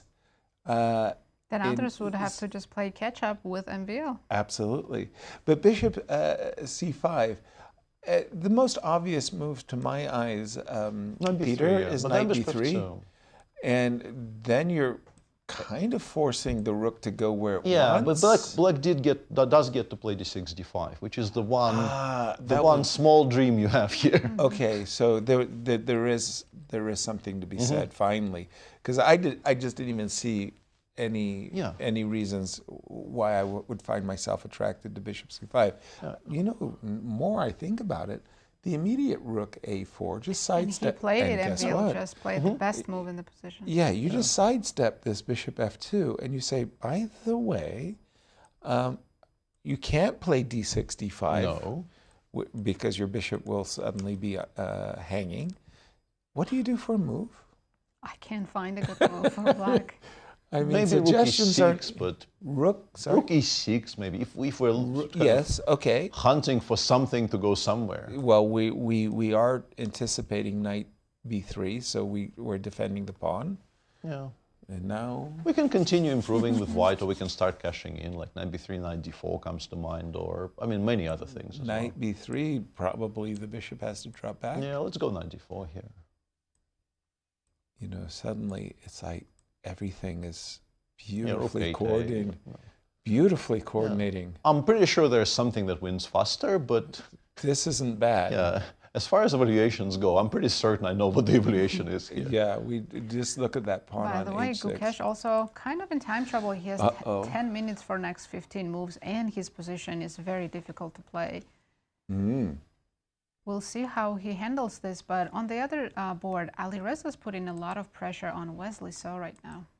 Well, that would be a huge and important snapback for Alireza. Yesterday, what a game he and Fabi were engaged in. The battle just went to and fro. Study-like endgame at and the then end. that study, yeah, the rook versus the queen, and Alireza could have drawn the game. He ended up losing. Fabi ended up switching places with Alireza. Alireza was on first. Now, Peter, this is looking very, very good. It's looking very promising for Alireza. Yeah. Well, I'm seeing very good moves for happy moves. H4, bishop f4, queen g3. I'm seeing h5. I'm seeing... Rook ac1 to begin with is also very useful. And for black, it's now difficult to name a source of counterplay. I guess you want to go knight f8, e6. Yeah, you don't want to open the floodgates and play queen takes d4, just inviting rook d1. You're looking to blockade, defend. Right, but once white plays h5, you have to keep the knight on f8. Yeah. Right, you're not moving anywhere. It's looking bad, or looking good, depending on... Yeah, it does look pretty bad for black. In the current position, I played rook ac1. The engine includes a4, a3, but I don't think it matters a great deal. Let's put it on the board so we don't have to talk about it anymore. Right. Let's say knight f8 here, and we do, of course, throw in h4, h5 to make knight e6 harder to play. And yeah, maybe you can somehow survive queen takes d4, and then rook takes e6, maybe you take on b2, and the concept of having something to suffer for once again rears its ugly head. But these are very, very dangerous positions. The engine even throws this away to have complete control in the center and then kind of goes in. H6 is completely lost after queen h4. Unsurprisingly, this is now a very strong mating attack. So it plays knight takes g6. For some reason, queen g5 is the strongest move here. I'm not sure this is easy. Okay. But just to illustrate how the engine approaches it, it goes for a position like this. And we will now, as white, lose every single endgame. but then there's an endgame. There's probably not going to be an endgame. And with very, very precise only moves, black is still sort of barely hanging on here on my screen. But this is very, very dangerous. And yeah, Wesley, I think we're seeing a kind of a, once again, it's too early to call this game. Who knows what will happen? But Wesley got a very comfortable position out of the opening, and then tried to equalize it. Yeah. Instead of trying to just make solid, straightforward, strong moves. Right. And we're seeing him being somewhat punished for it so far. Thank you, Peter. Nazi, I couldn't help but notice our favorite theme in the line that Peter was showing us, which was queen takes d4. Remember, we have a pawn on h5. Where does the pawn on h5 want to go? h6. It wants to go to h6. So we have to make room for it, let's right? try this. Takes, h6. Maybe knight e6 and king g8. Oh, that is... Just closing everything down. That is crafty. Now we need a knight, not the bishop on f4. Yeah, the pawn on g7 is shielding black's king. Oh, sorry, I was about to get one of those rare times where pawn on h6 is not the best. Not the best, okay. But this looks very good for Alireza. We have 3 games left, and we expect decisive results in all 3. Potentially, yeah. And Duda actually did find this whole line that we were discussing is now on the board all the way up to... He's going to play bishop a7 too? Yeah, all the way up to bishop b6, rook c6. Bishop a7 is the only move that doesn't lose material, though. Yeah. Which I think increases the chances of him playing it a great deal. It looks kind of weird, but when everything else costs you a piece... So how is bishop d8 losing the piece? Bishop d8, I think you just lose to e4, e3. Oh, the bishop needs to stay on this diagonal. It's even more than a piece because it just crashes Checkmate through, absolutely, yeah. So the bishop needs to be on this diagonal. And now, you know, it's a kind of an evaluation which makes me think it's maybe objectively, quote unquote, a draw. What? Well, it's below -1 and it's not dropping. That's so hard to believe. I'm confused. So if I play bishop c4 and e4, and I say you can't play king h2. Well, you can apparently. And then I'll go rook c2, bishop b3. I think. This is how you. Yeah, we instantly snap this, and this is what Nazi was actually talking about. This is the setup you want. I take c3. You want to play honestly, g4. I think c5 exists, but I think I will make a draw even here. The moment this happens, I think I'm drawing this position quite comfortably. Rook versus bishop. Yeah, because this is weak, and the king on g3 is very safe, and it's not even a problem. It's just zeros, frankly. Wow. Okay.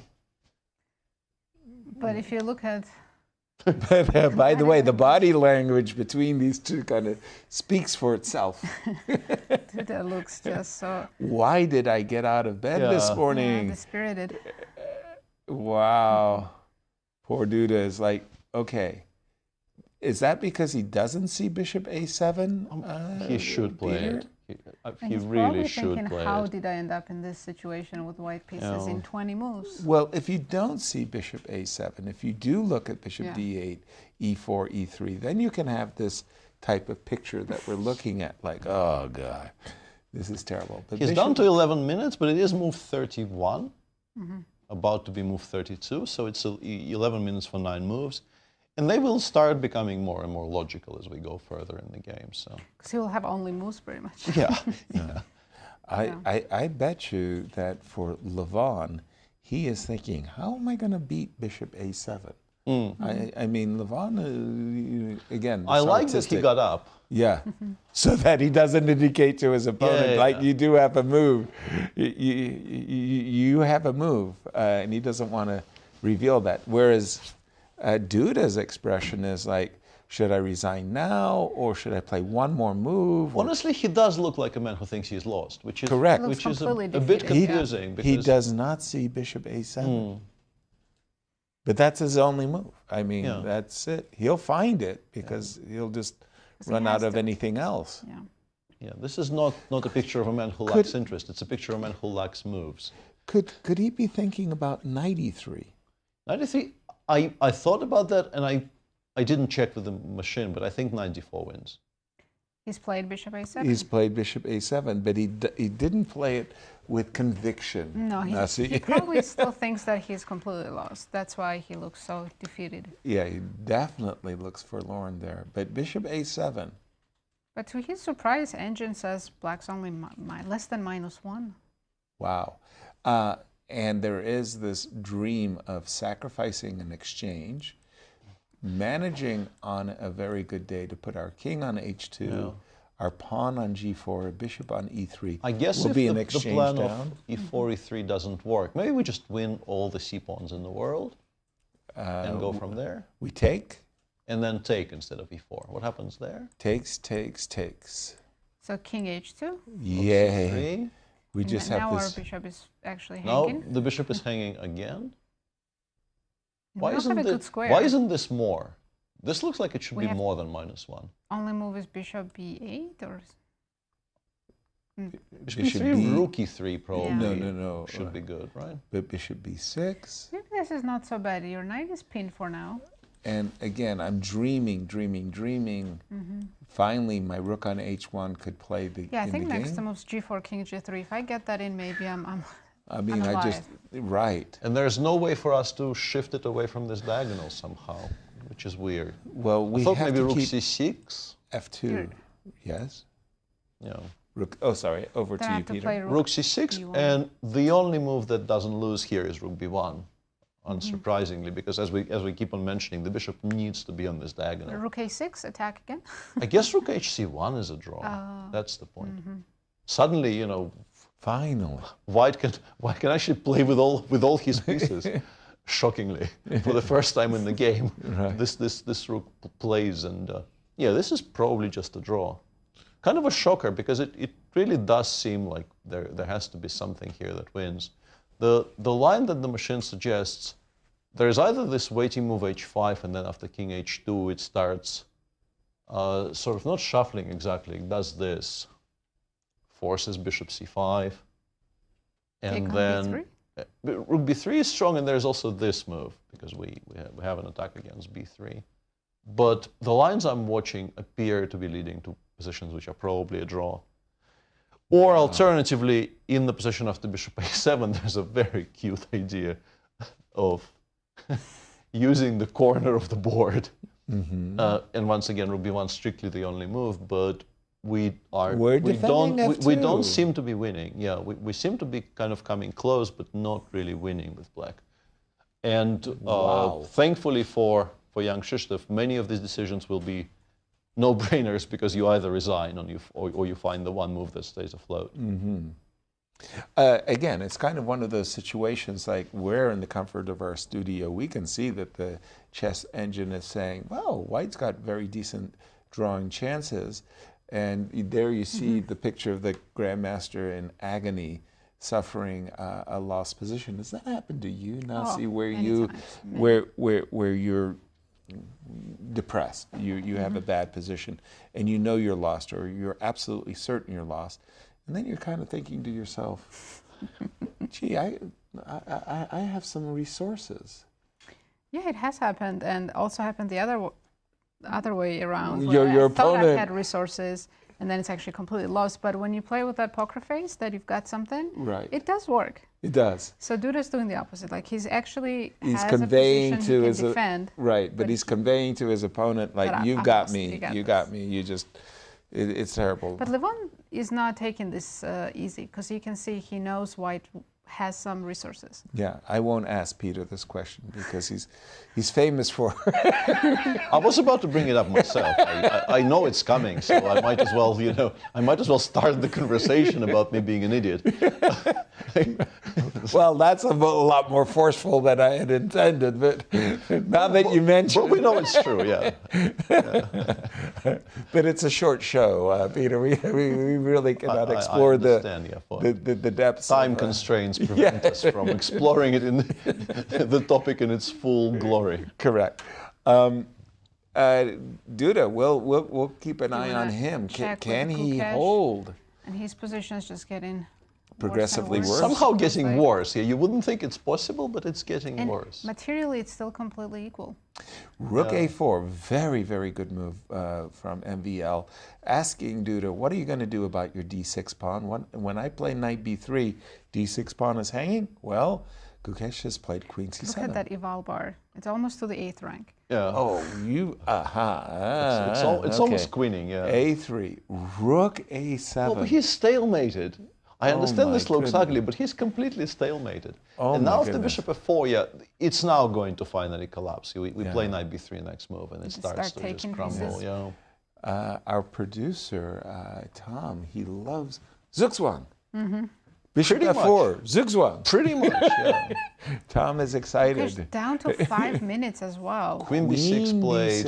Knight b3 is winning, b4 is winning as well. b4 kind of wins a piece, pretty much. b4 wins a piece because we're threatening queen b3 check and then b takes c5. It's actually a direct threat to the bishop. Oh, you want the queen b3 check, right? Yeah, so b4, you think, well, you can't take my bishop, and that is true. But I can play queen b3 with a check, and then I'll take the bishop. Yeah. And then if the bishop moves, then I'll take the pawn. d6 is pretty good, yeah. Knight is hanging. This pawn is hanging. b4 wins a pawn, and if you don't want to spoil the pristine structure, knight b3 is also completely winning. Thank you. Yeah, that completely also winning. Complete strategic masterpiece here by MVL. Do we think they're even going to reach the time control? Because they still have 13 moves to go. Unlikely. No, this is just. MVL's about to make a move. I think he's going to play b4. Maybe knight b3, just to not... Well, something on the queen side wins. Yeah. Yeah. Most moves on the queen side pretty much end the game here. And also 24 minutes against 5. But you can give Gukesh 2.5 hours here, and the evaluation will not shift one iota. Knight b3. One of two excellent moves. And it's very, very rare that you have a situation of dominance where you're winning on the king side thanks to the h6 pawn. The structure in the center is terrible, collapsing. And by the way, you're actually worse on the queen side. So across the entirety of the battlefield, MVL has all but cinched this game. Something happened to Gukesh when he started moving that bishop around back to a7, b6. A7, That's b6. when it all went Yeah, really bad. it wasn't a pleasant position, but it wasn't as bad as this. Yeah. And to get from here to there in pretty much 5 moves, maybe 7 moves, is quite remarkable. Yeah, he could have played b5 and game goes on instead of.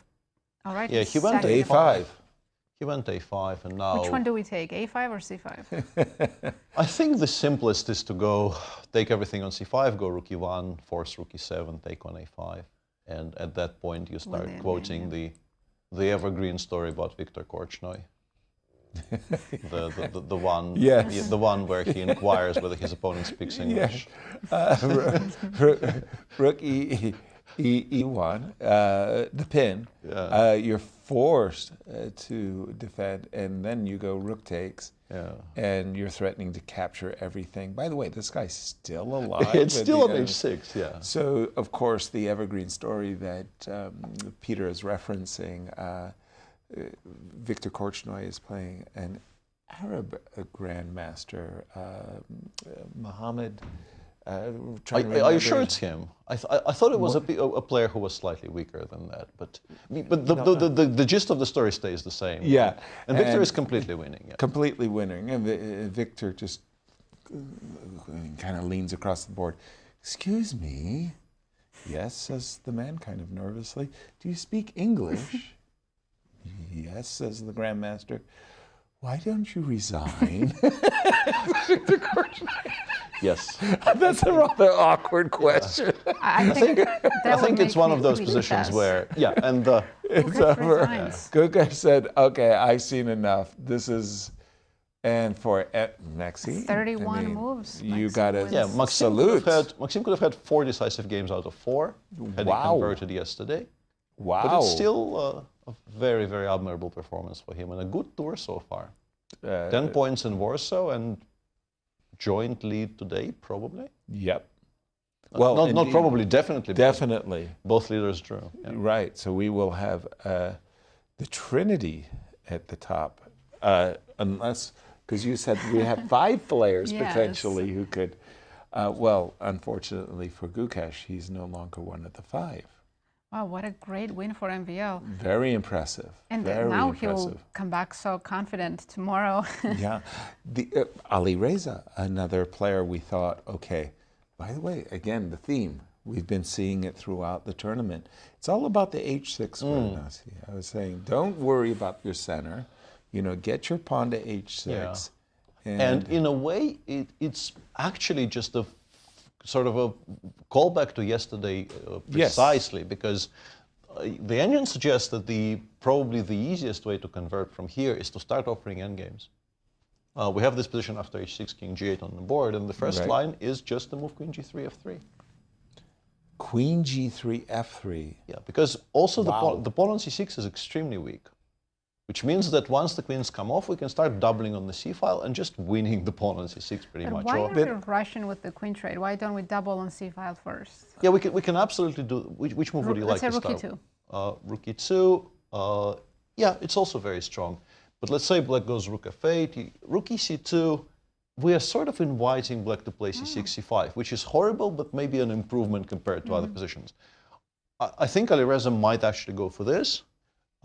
Because maybe it will appear to him that queen f3 is maybe selling it a bit short. Right. But if you talk about this position for a second, we want to play f3, f4, and then d4, d5, among other things, because if the rook lands on c7, the game pretty much We're ends, not allowing that, but aren't we playing knight b6 to d5 to make a blockade? And if you play knight b6, I can throw in rook c5, ask you, do you want to put it back on d7 or not? Okay. You don't have access, importantly, you don't have access to the d8 square for the rook, so the pawn on d4 cannot be attacked. We go to d5? But then after rook e1, you kind of... Rook a6, I guess I have to do it. Well, I'm afraid of rook d5. Still getting that, As mentioned, once it starts landing on those squares. So we're not those double pawns on f3 were meaningless. Yeah, I don't know how easy it is over the board to choose that when you still have dreams of maybe giving mate on the king side with the queens on. But yeah, it's a dominant position for Alireza, and it's gone so sharply downhill for Wesley, starting from bishop takes f5. Because you made a convincing case for queen f3, is queen b3? Pretty good as well, yeah. Pretty good Same as well. idea, just take the queens off the board and focus on c6. Exactly, yeah. Also works really well. Queen b3, a b3, knight b6 for some reason. Is c5. Yeah, I don't know why it doesn't think it's exactly as losing as the previous one. It plays a5, a4 in some positions. Maybe the rook on a8 actually comes into play. Maybe that's the difference. Let's say you go knight d7, rook c2, and you can play a5, a4. And you can hope maybe that you will get some counterplay using the a file, which wouldn't have been available if the pawn was still back on a2, which is, I guess, an argument for queen f3 over queen b3. Gotcha. But these are margins. I think both are very strong. Thank you, Peter. And wow, for Alireza, I mean... He has too many good options right now. Well, but I'm thinking, coming back from such a devastating loss that he had yesterday... he's the type of player who wants to win the next round. He doesn't want to make a draw and stop the bleeding. He has to recover quickly after a loss. You suggested rook e2 to c2. Similar idea, rook on c1 to c2. You want to double the rooks, prep queen b3 and or queen f3, keeping in mind the very But I would obvious... say this, he has less than 10 minutes left, so maybe trading queens and simplifying would be the best way to go. Also, objectively, best move was queen f3, so that helps. Right. But yeah, there's still 12 more moves to go in the next 9 minutes. So if he's still playing for a checkmate, that might be a bad strategy. Yeah, let's not underestimate Wesley So. This is not a player. Wesley is not a player who goes down quietly into that good night. You had mentioned c5 potentials. Well, I think we wait until rook e1 happens. So we start with... Rook f8, maybe. Rook e8 f8? or f8, yeah, one of those two. Okay. But the problem with this is I really am telegraphing my intention of playing c5. He's gone c5 straight away, yeah. Right. And we knew Wesley is not going to just allow white to go rook c1, queen f3. He's looking for us. Regrettably for him, d takes c5 is incredibly strong, but I think the way my engine plays it is going to be maybe a problem for somebody on 9 minutes. Because dc5, knight takes c5, by far the best move in this position is f4. Which I think is very, very difficult to play because you're securing the black knight on g4, and it's just for very specific reason. We go takes, queen c3, and now if you play queen d7, I have rook d2, and g7 is still a bigger problem than whatever this knight is. This is bad. So you kind of have to give this check, and then regrettably for black, you're one tempo short from. We're going to toss it to Bucharest. Cristian with a very, very happy Maxime. Over to you, Cristian. Maxime, brilliant victory against the world champion. Yesterday we saw you a little bit frustrated after the game. You understood you had a great chance, but today you came prepared. Tell us about the game. No, I was frustrated. I was not feeling frustrated yesterday. I was just not feeling well. I've been struggling since the beginning of the event. Today I'm feeling better, but for some reason, no idea actually what I got. So yeah, I decided to go for the Scotch, but I didn't expect bishop c5. I thought Gukesh would either go queen f6 like he did in the past, or knight f6, which is a more typical. Yes. Yeah. And bishop c5, yeah, I mean it's playable, but how he went felt really weird. I expected knight f6 and some a5, this old main line, but here I thought I'm slightly better and just playing a game, a normal game with center, and yeah, so it came down to, I played very solid moves like queen d2, not trying to put anything on prise or whatever, although here I did. But I missed queen g6. But you're setting up your attack on the king side, right? Yeah. This is basically what you're trying to do. For sure. And yeah, h4 I played after a long thought, because at first after queen g2 I didn't really know what to do, and then I noticed this move, which I like a lot. So the point is, if you take with the pawn, this felt terrible for black. The dark squares are just... So you have to take with the knight, completely busted. but now the difference... I mean, at least one of the differences is that you don't have knight g6 anymore. Mm-hmm. You're forced to go g6. And here, I mean, I probably don't want to take the exchange, of course. First of all, because bishop f2 is... maybe not, but okay, anyway, I wanted rook h2 and h5. And... something like this. It's not, maybe not the end of the world, but it can soon be. Yeah. Especially from a practical perspective, it looks so dangerous, right? Yeah. Not easy for you to go for it. And he decided to go with f5. I expected h5, but at the same time, no, after f5 I have bishop g5 anyway, so it's just an admission that, you know, you're not trying to do anything with black, you're just trying to be solid. Something went wrong also, yeah? Well, the opening choice simply f3, g4 is going to come in the future. Yeah, no, for sure. But after f5, yeah, and h6, I mean, I didn't know what. And to be fair, like here, okay, maybe bishop c6 wasn't. Okay, bishop f1 I didn't consider. Bishop a4 I considered, but I was like, why would I do this to myself? I was here with Gary and we were looking at bishop to a4. The only good thing about it would be to win a tempo. So I was happy with this rook h4. And like, I know I'm much better, that, you know, basically has no plan. But at the same time, let's say, okay, I mean, rook e8, I was really not sure that this is a good move, but anyway. And play something like this. I mean, I know I'm clearly better, but I also don't know what's my next move, my plan of sorts. Yeah, whenever you go f4, he's trying to go knight g4. Yes, and you can also go maybe knight d7, knight c5. Like, it looks terrible, but... It still looks very pleasant for you, though. No, of course, like, I knew I was not running anyway. And c5, this is okay for black. Okay, so this maybe was the way. Yeah, I forgot knight f7, probably at the end of the line. Is it knight f7? Yes, rook c6, bishop f2. Yes.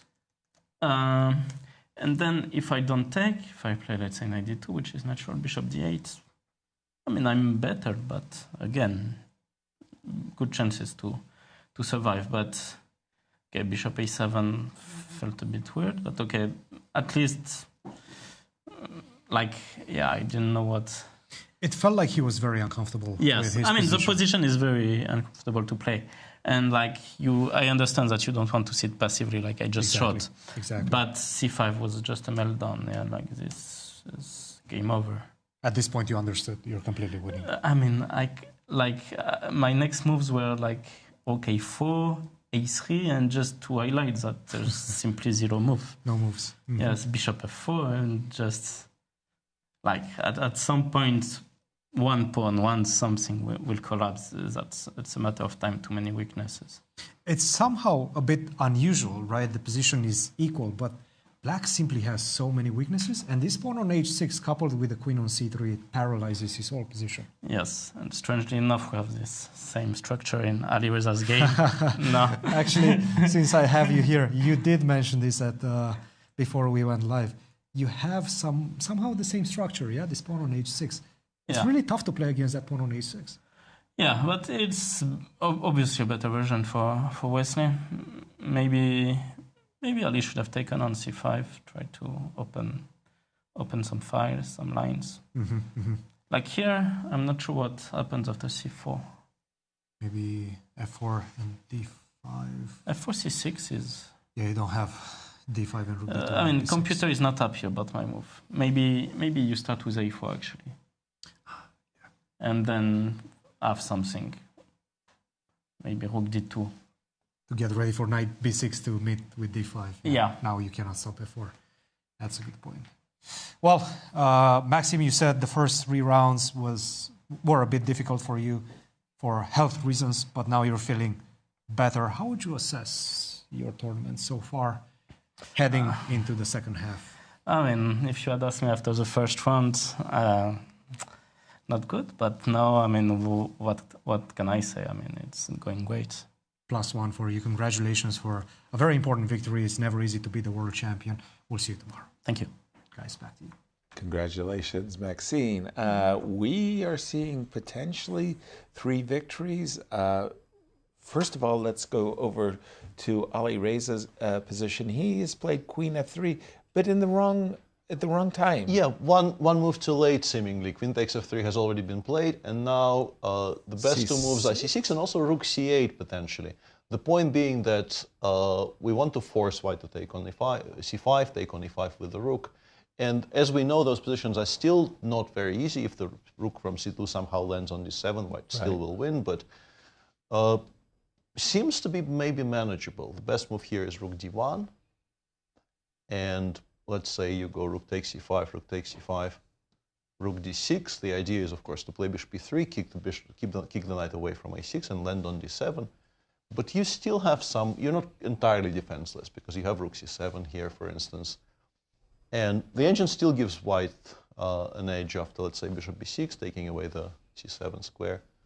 But the most important thing, of course, in this position is not to let the Rook roam the 7th rank, and we are close to stabilizing with Black here.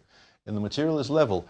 So yeah, Wesley is back in it if he plays either C6 or Rook C8. C5, C4 is bad for a number of reasons. The simplest, I guess, is just B2, B3, and we try to collect on the queen side. Knight B6? Knight B6, B takes C4, knight takes C4. We can play A4, C6, F4. And then start playing A, B5, C, B5, D5, D6.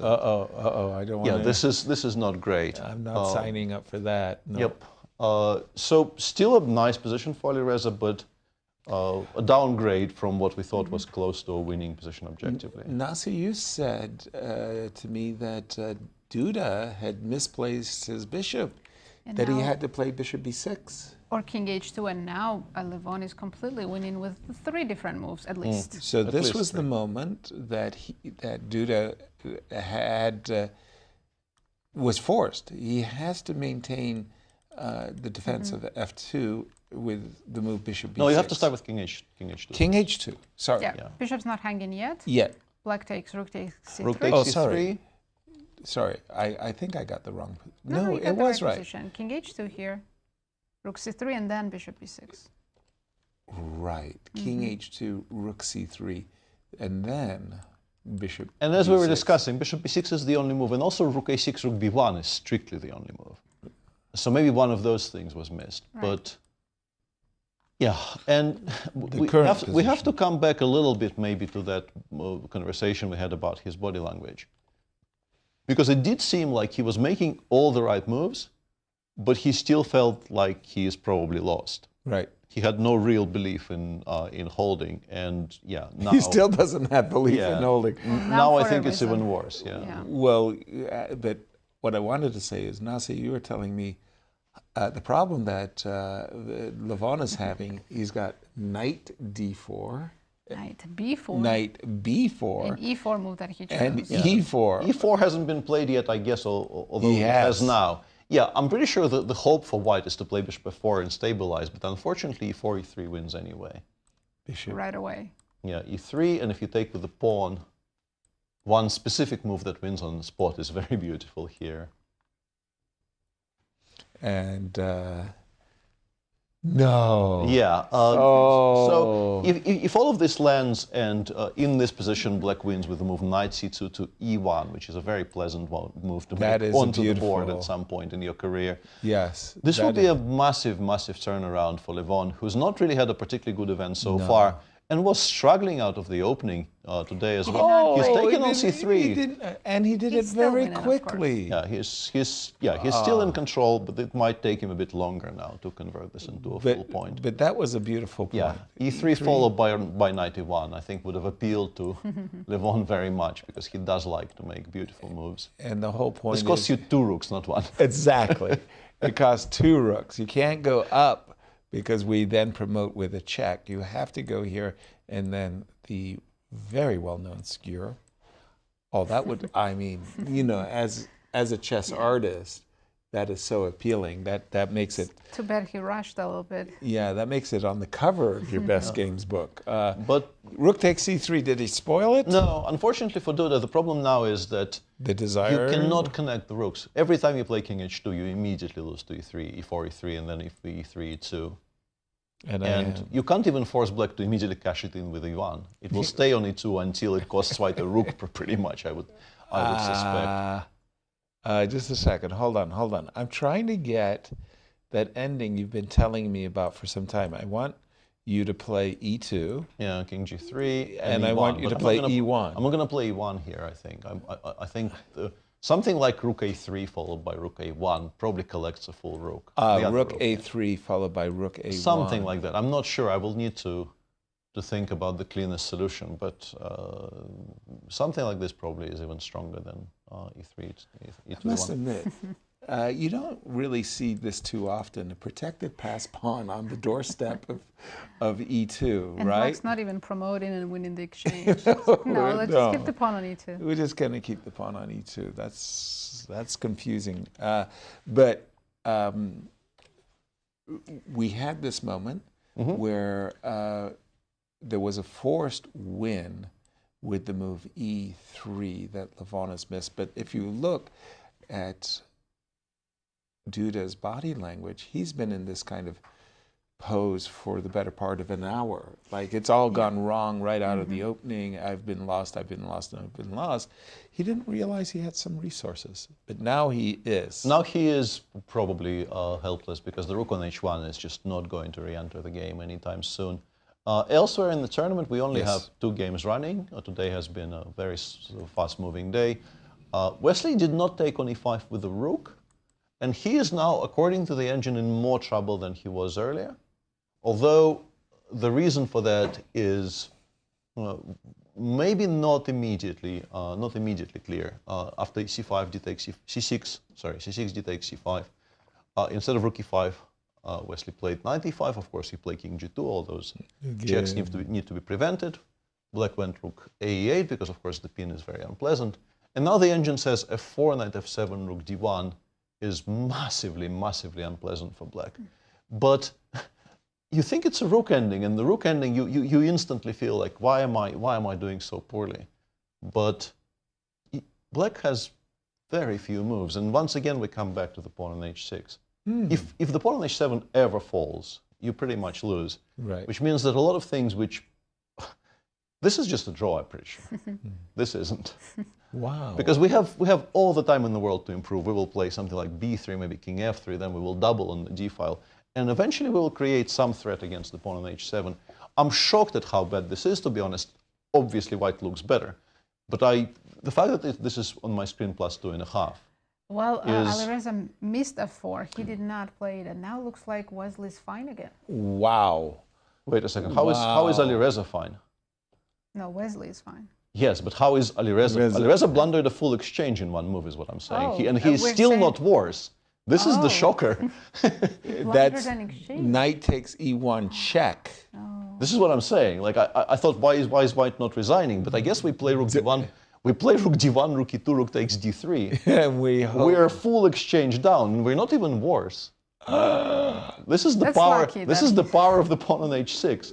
Yeah, Alireza there just sitting thinking like, I've got it. Oh, he looks like he looks disgusted. Oh, absolutely disgusted with himself. Look at that.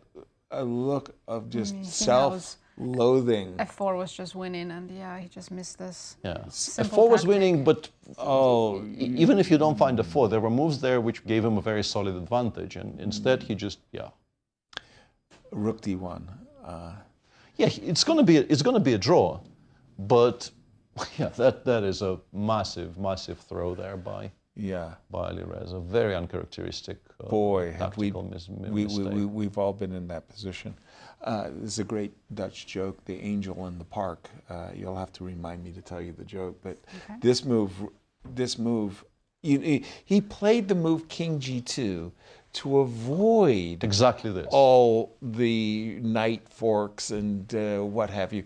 Go back a move or two if you don't mind. The move king g2. So right here, he sees knight takes f3 check. So he wants to get his king away. So you could play king h1 for... Honestly, if you were planning to go rook c2, you should play king h1. Right.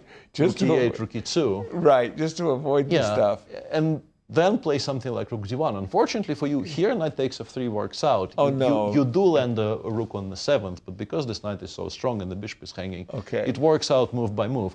And what he was doing in the game, he was expecting king f7, which does actually lose to rook d1. This is and we what get you a much wanted. better version of the same thing we were trying Set to up. aim for, because we are playing f4, and then we're landing the rook on d7. So perfect. The idea is very sensible. It's just that it blunders an exchange in one move. And yeah, he is sort of very lucky rook d1 even exists. Right. Otherwise you could resign. Otherwise, you just shake your opponent's hand and you go home, and I don't know what you do. But after you get to your hotel room, maybe you howling wolf. Yeah, exactly. Rook d1, rook e2. We expect. Well, you can include knight f4 and rook takes e2, and bishop g5 is going to be the only move again, because you need to control the e7 square before you play rook d7. But the thing is, this is just such a strong source of counterplay that white isn't in any trouble, which is really kind of shocking, considering. Does white still have some chances, actually? Yeah, I've been thinking about that, but I guess we can actually remind white that it's a two-player game. You know? Yeah, we have counterplay. This is not single player. Yeah, it's a multiplayer game. So fun lines, by the I'm way. taking on h7, yeah. Yeah, very fun lines, because this appears to be a blunder of a bishop, but it's not. It's not. But it's not, because we have king f6 here. Verrassing, surprise. We do have rook takes d3, rook e2 on the board, and we expect rook b2. Honestly, I think Wesley goes rook f8 here. I have a feeling that knowing Wesley, he goes rook f8, rook f7, rook f8, rook f7. He doesn't really play with these things normally. Tell me about the clock times, Nasi. They both have around 5 minutes. And they will be getting 30-second increments for each move they play. Yeah, they're not far away from time control, five more moves, but they might repeat. It wasn't clear to me why this isn't better for black. Rook takes b2. Rook d7? Rook d7. Rook here. Check. Rook g7 check. Rook g7 check. Now, a moment ago... you don't want to play that. I don't want to play that. No, you probably don't. Yeah, rook h7. Rook h7. Rook f2, king g3. Pause here. Okay. You know what I want. I want like f4, bishop takes f4, rook takes king g3. I don't want you to go f4. I want you to go but I will be g3. very safe on h3. You will have no checks. That is a good point. Okay, so we were looking at rook takes check, king here, rook check, king here. I think if I'm black in this position, I'm looking to find a way to make an immediate draw by force. You want to bail? Yeah, I'm no longer playing here. I really, really don't want to find out how bad or good it is. Yeah, that's why rook f8, rook f7 is a simple way to handle this. Unless Wesley thinks he can win. Then. Yeah, he has 3 minutes. He has 3 minutes. He can invest some time into trying to find something simple, but nothing simple is available. And honestly, I'm pretty sure he knows he was kind of busted. So just count yourself lucky. Good point. Sometimes you should just accept. So, okay. So from the current position. Okay. Oh, he's taking on Very b2. good. Very good. Let's have fun. Okay, so rook takes b2. Rook d7 strictly only move, of course. You don't have any time to burn. Exactly. Already played. Already played. Rook e2 only move. Also, actually, after rook e2, we have rook d7, rook d8, which makes an immediate draw, by the way. Because you can't come to e8. Yeah, you can come back to e8, but then I will play rook d7, and giving me h7 without winning the f2 is probably not something a good you want idea to entertain. Yeah. Yeah, you can't really play this for a win with black. And this is one of those also things you don't want to have happen. Rook takes a2. And allowing the bishop to get to f6. He's gone rook e2. Let's see if Alireza wants to go with rook g7 or rook d8. And what move number are they on, by the way? They have 4 moves left. This move 37 about to be made. Rook takes h7. But they're also not in crucial time trouble either. No, 5 minutes is King G3. You were saying, Peter, you're very interested in pulling the parachute and going home and saying, good game, good game. I don't know, maybe Wesley thinks he's threatening rook f2, rook g2, rook b4, rook g5, and he hasn't realized king f6 exists at the end. Maybe this is what's happening, because once you notice king f4 is very much a move in this position, I think you become a bit worried. Just play rook e2 and don't let that king go to e5. Yeah, but then rook c7. Maybe this is still a draw though. King g8, rook g7, king h8, and then something. So we take on g5? You take on g5, I play, I don't know, rook b2. Maybe this is still a draw. Probably why would isn't. you risk this, right? Yeah, but why you do this to yourself? You're not playing for a win here with black. Yeah. Well, you hope after rook takes g6 that you will be playing for a win with black. Wow. There's more twists and turns than a crooked path here. I mean, what a strange game this has been. I mean, at various moments, we had convinced ourselves that Alireza was completely winning. We don't need to switch, but the position we were discussing is now on the board in the game between Duda and Levon. Black has the pawn on f3, pawn on e2, and is very noticeably not cashing in with e2, e1, and will not be doing that anytime soon. So Levon, he'll find some improvement. And for those of you joining us late, MVL played a strategic masterpiece against world champion Gukesh to score the first win of the round.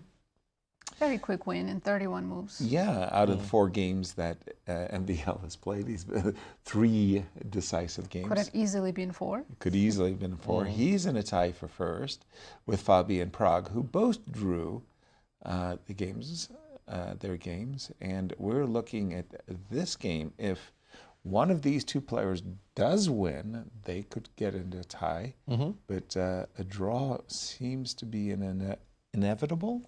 Well, Alireza is clearly considering rook g7, not going for a quick draw with rook d8. He must feel so heartbroken that he missed knight d3. He still wants a chance to play for a win. Yeah. So tell our audience why this is a draw. If right, King e6, rook d6. Actually, I was wondering about that. I think He's going king g3. Okay, this actually improves the perpetual. This is very clever. This is an indication maybe that he doesn't believe in rook g7, rook h7 giving him any winning chances. He's waiting for rook takes f2, and then he will actually give that perpetual on d7, d8, d6. This is nice too, E5, because the king, King e5, bishop f4 mate would be, would be unwise. Let's show this on the board. It's a beautiful mate. Check. Yes, I agree. This is a draw, but if you come up the board, then as commentators, we have our duty, sacred obligation. we have 2 different checkmates, right? Bishop f4 and bishop f6 as well, yeah. I don't know. Sacred obligation to show both checkmates. Yeah, I don't know which one is more beautiful. They're both quite pretty. I would go for f6. Because in case it's not made, there's a rook hanging at the end of the diagonal. Maybe we don't know the rules of chess as firmly as we think. Right. To continue, and then taking on b2 might come in handy. Yeah. Current position we do, and Lev found a very beautiful way to end the game on the spot. By the way. Do we think that's going to finish before this? Let's go there. Let's go there. Well, now that you've alerted us, what has he spotted? He played rook d3 and then rook a1 with a temporary piece sacrifice, which actually just queens the e2 pawn. Rook a1, knight a1, rook a1, rook d1, and that's all she wrote. Yep. Okay. And if you don't take the knight, rook d1 is still a threat. You cannot parry. And this is what king h7 was about, to not have to think about any checks from the rook on a1. Duda's not at the board, and he has 2 minutes. Oh, but they made time control. Okay. That's why. Yeah. And we've done our duty to our audience, and we no longer need to. Yeah. And Duda is... Duda's returning to the board. He sees rook a1, and I think we're going to see a handshake. Yeah, there's not a lot to discuss from here. No. Yeah. Again, a really extraordinary game because basically Levon messed up his opening. Duda had a great chance to play knight to d6 and maybe healthy extra pawn. Just enjoy the game. Instead, he blundered, and then it was all Levon. That is a cute move. Rook a1. Yeah, rook d3, rook a1 is a very nice setup. Yeah. Again, it's so unusual to see a pawn, a protected pass pawn, sitting on e2. Oh. Yeah, and you know something has gone wrong. And Alireza is giving the perpetual on the other board, so. All right. I think both games are about to finish at the same time. Yeah. Okay, we'll switch over to Alireza and Wesley. Again, winner in this game would be tied for first. It's interesting that Wesley doesn't go king e6 here. He is still inviting white to go rook g7, rook h7, which is not bad. Where's my Wesley So game? There it is, sorry. Right in front of me. What did you say? Well, rook d8, king f7. Yeah, and there we have a resignation in the game between Duda and Aronian. For Levon, what a relief. Levon striking back. He is back to 50%. Yeah. Duda is now on -1. Exactly. For Levon, what a relief to get out of the cellar. He went back to G8. He went back to G8, which I think I would never have done in this spot. I'm playing king e6 every single time. Of course. What a very peculiar approach. Yeah, I guess he wants to make the threefold faster, because if you play king e6, you need to make more moves to get to a threefold. But I am not putting it back in the corner if I have choices. Yeah, I'm doing this. Yeah, and they're both giggling because they both know it's been a bit of a silly game. Yeah, rook e1, knight d3. What a shocker that is. As we see, the two players agreeing to a draw, and Alireza just cursing his bad luck that he allowed Wesley an escape with knight d3, Nazi. Yeah, missing a tactic, blundering an exchange, and then lucky for him, he's not lost. He still has a draw. Yeah, when I make blunders like that, I usually do not have a resource. Yeah. But it's the power of the h6 pawn. It is the power of the h6 pawn, and yeah, it's quite remarkable just how much security it provides to you in all kinds of endgames. Well, that round ended quickly. Very quickly, and we again had only 2 decisive games. We're on our track record of 40%, 2 out of 5 each and every round. You know what? I just remembered. We forgot to answer our question. I got it right. You knew. I know I got it right. I mean, Peter and I think everyone forgot what the question was. How many Superbet events have been won by players who eventually won the entire Grand Chess Tour that year? I went with 3. You went with 5. 5. All right. And Brian is going to be correct again. And he is. Answer was no. I'm pretty sure I'm going to lodge a complaint because this is not the only Superbet event. I'm pretty sure the people who phrased this forgot that also Croatia and the Rapid and Blitz, which begins the tour. But maybe they were not won by Firouzja? We'll find out.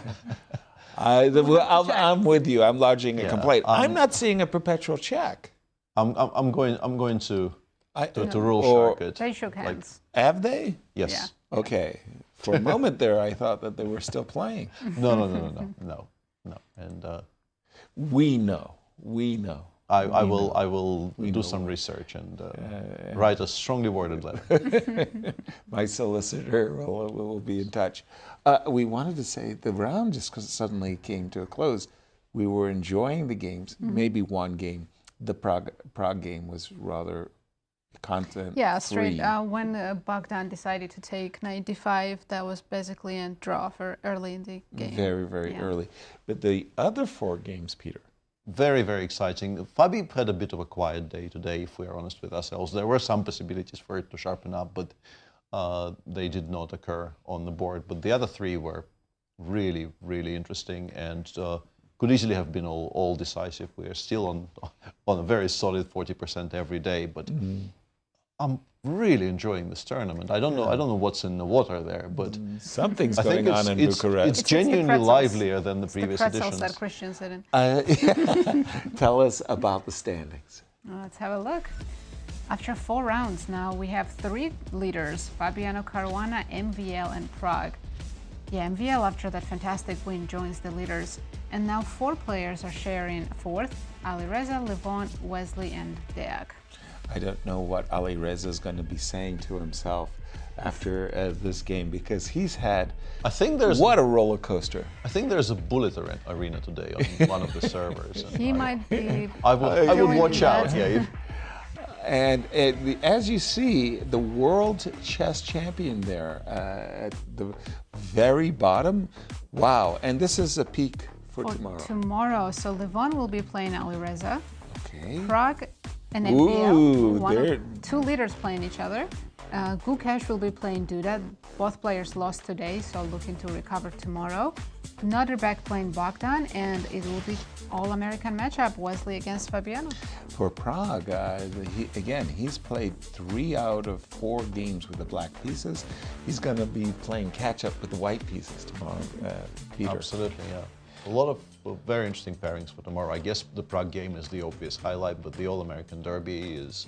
always good. Levon Alireza is not going to be boring either. No. Again, a great weekend in store, and do keep in mind that tomorrow's game will be the last game before the free day. So, but we're going to toss it to Bucharest as we've got Cristian with a very happy Levon.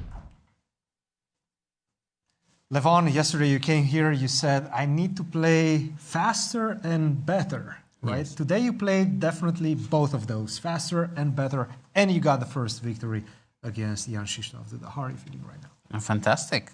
I'm very happy, very proud. Did he surprise you in the opening? Yes. With his knight to g4? Yes, and I have to say, I kind of, I forgot.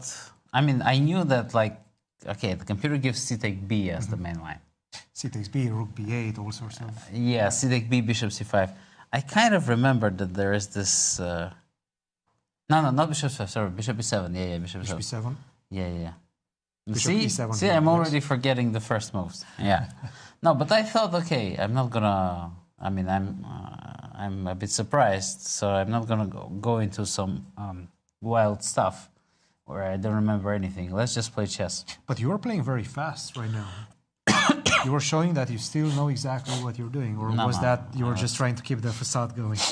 Yeah, I didn't want to look surprised and happy. And I remembered this. I remember kind of this idea. And here, yeah, I thought it's like the bishop has to move, but then I thought it's a long theory. And then I thought to myself, okay, yeah, I remember it was some bishop g5, but I thought, yeah, this is very complicated business. And then I thought to myself, what if I just play chess, takes and c5? I mean, it's not optimal, I know, but, you know. Cannot be too bad, right? Yeah, I mean, 2 bishops, Marshall style, somehow. You know, you want to get your knight in the center. And yeah, I thought taking is good, because I thought b3, you know, somehow this I will take, knight comes to d4, and maybe I have some counterplay.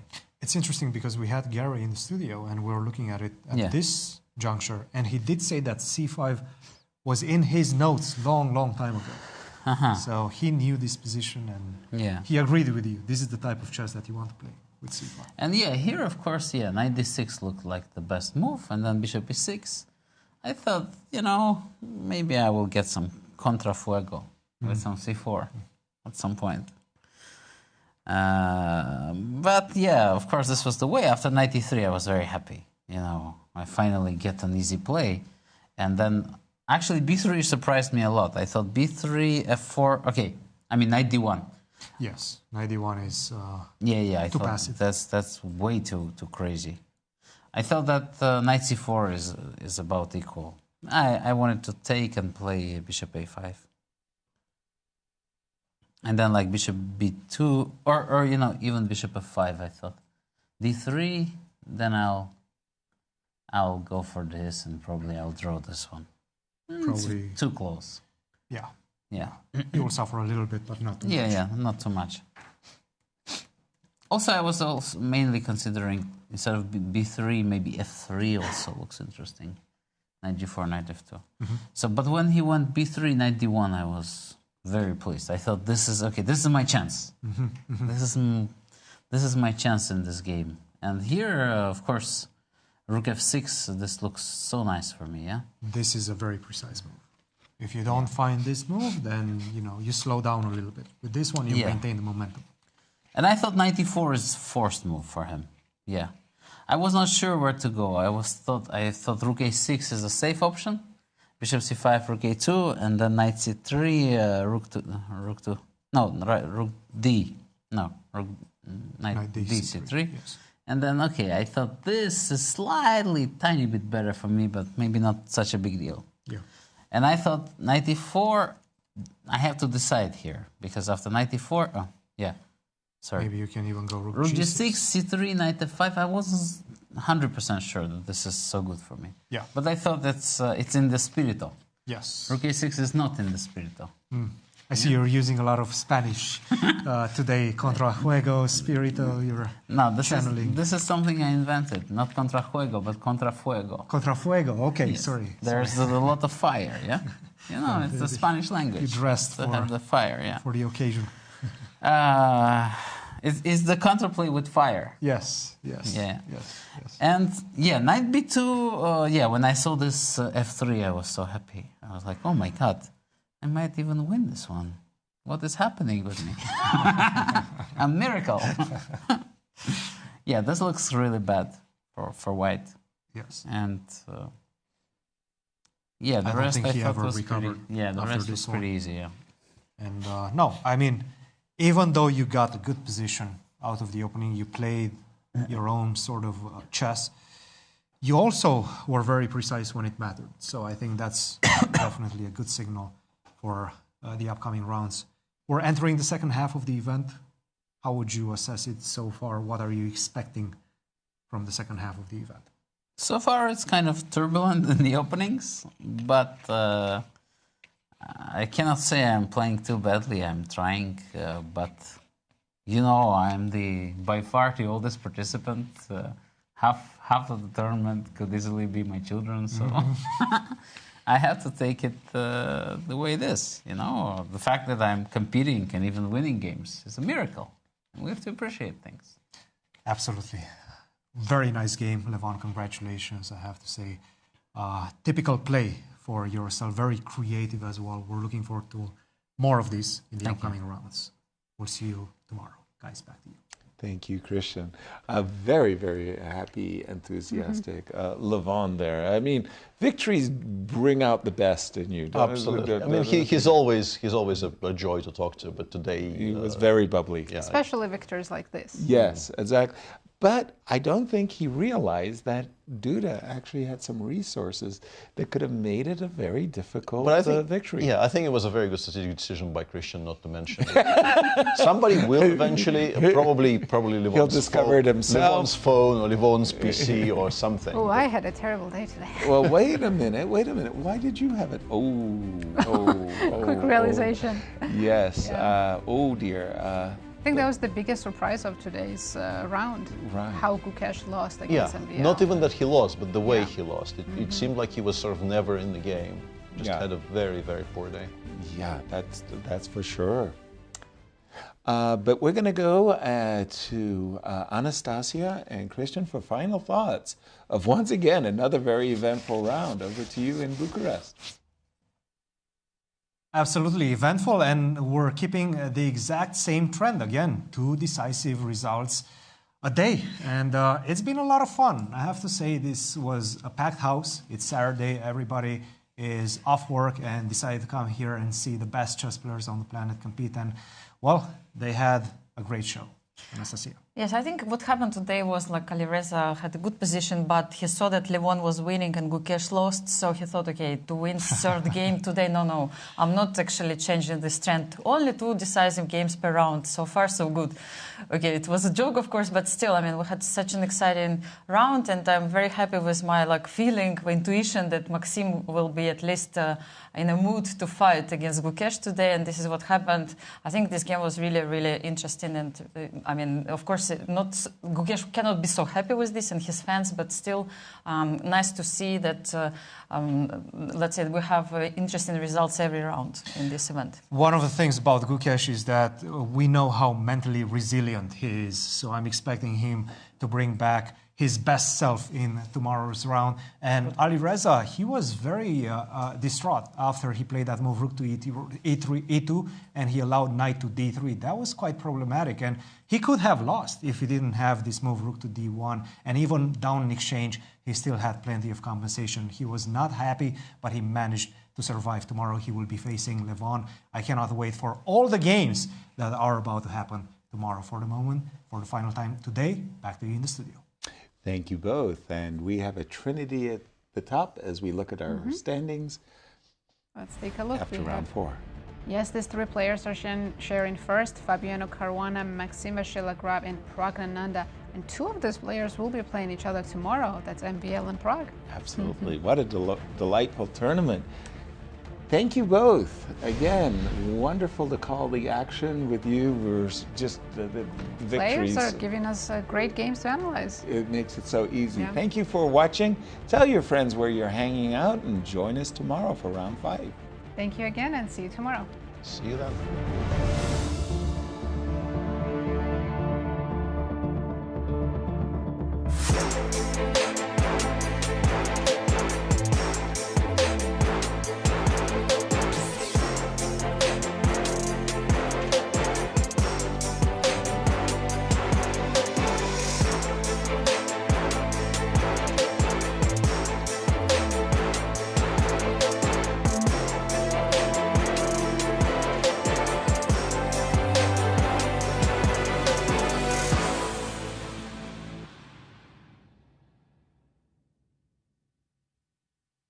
This has been a presentation of the St. Louis Chess Club.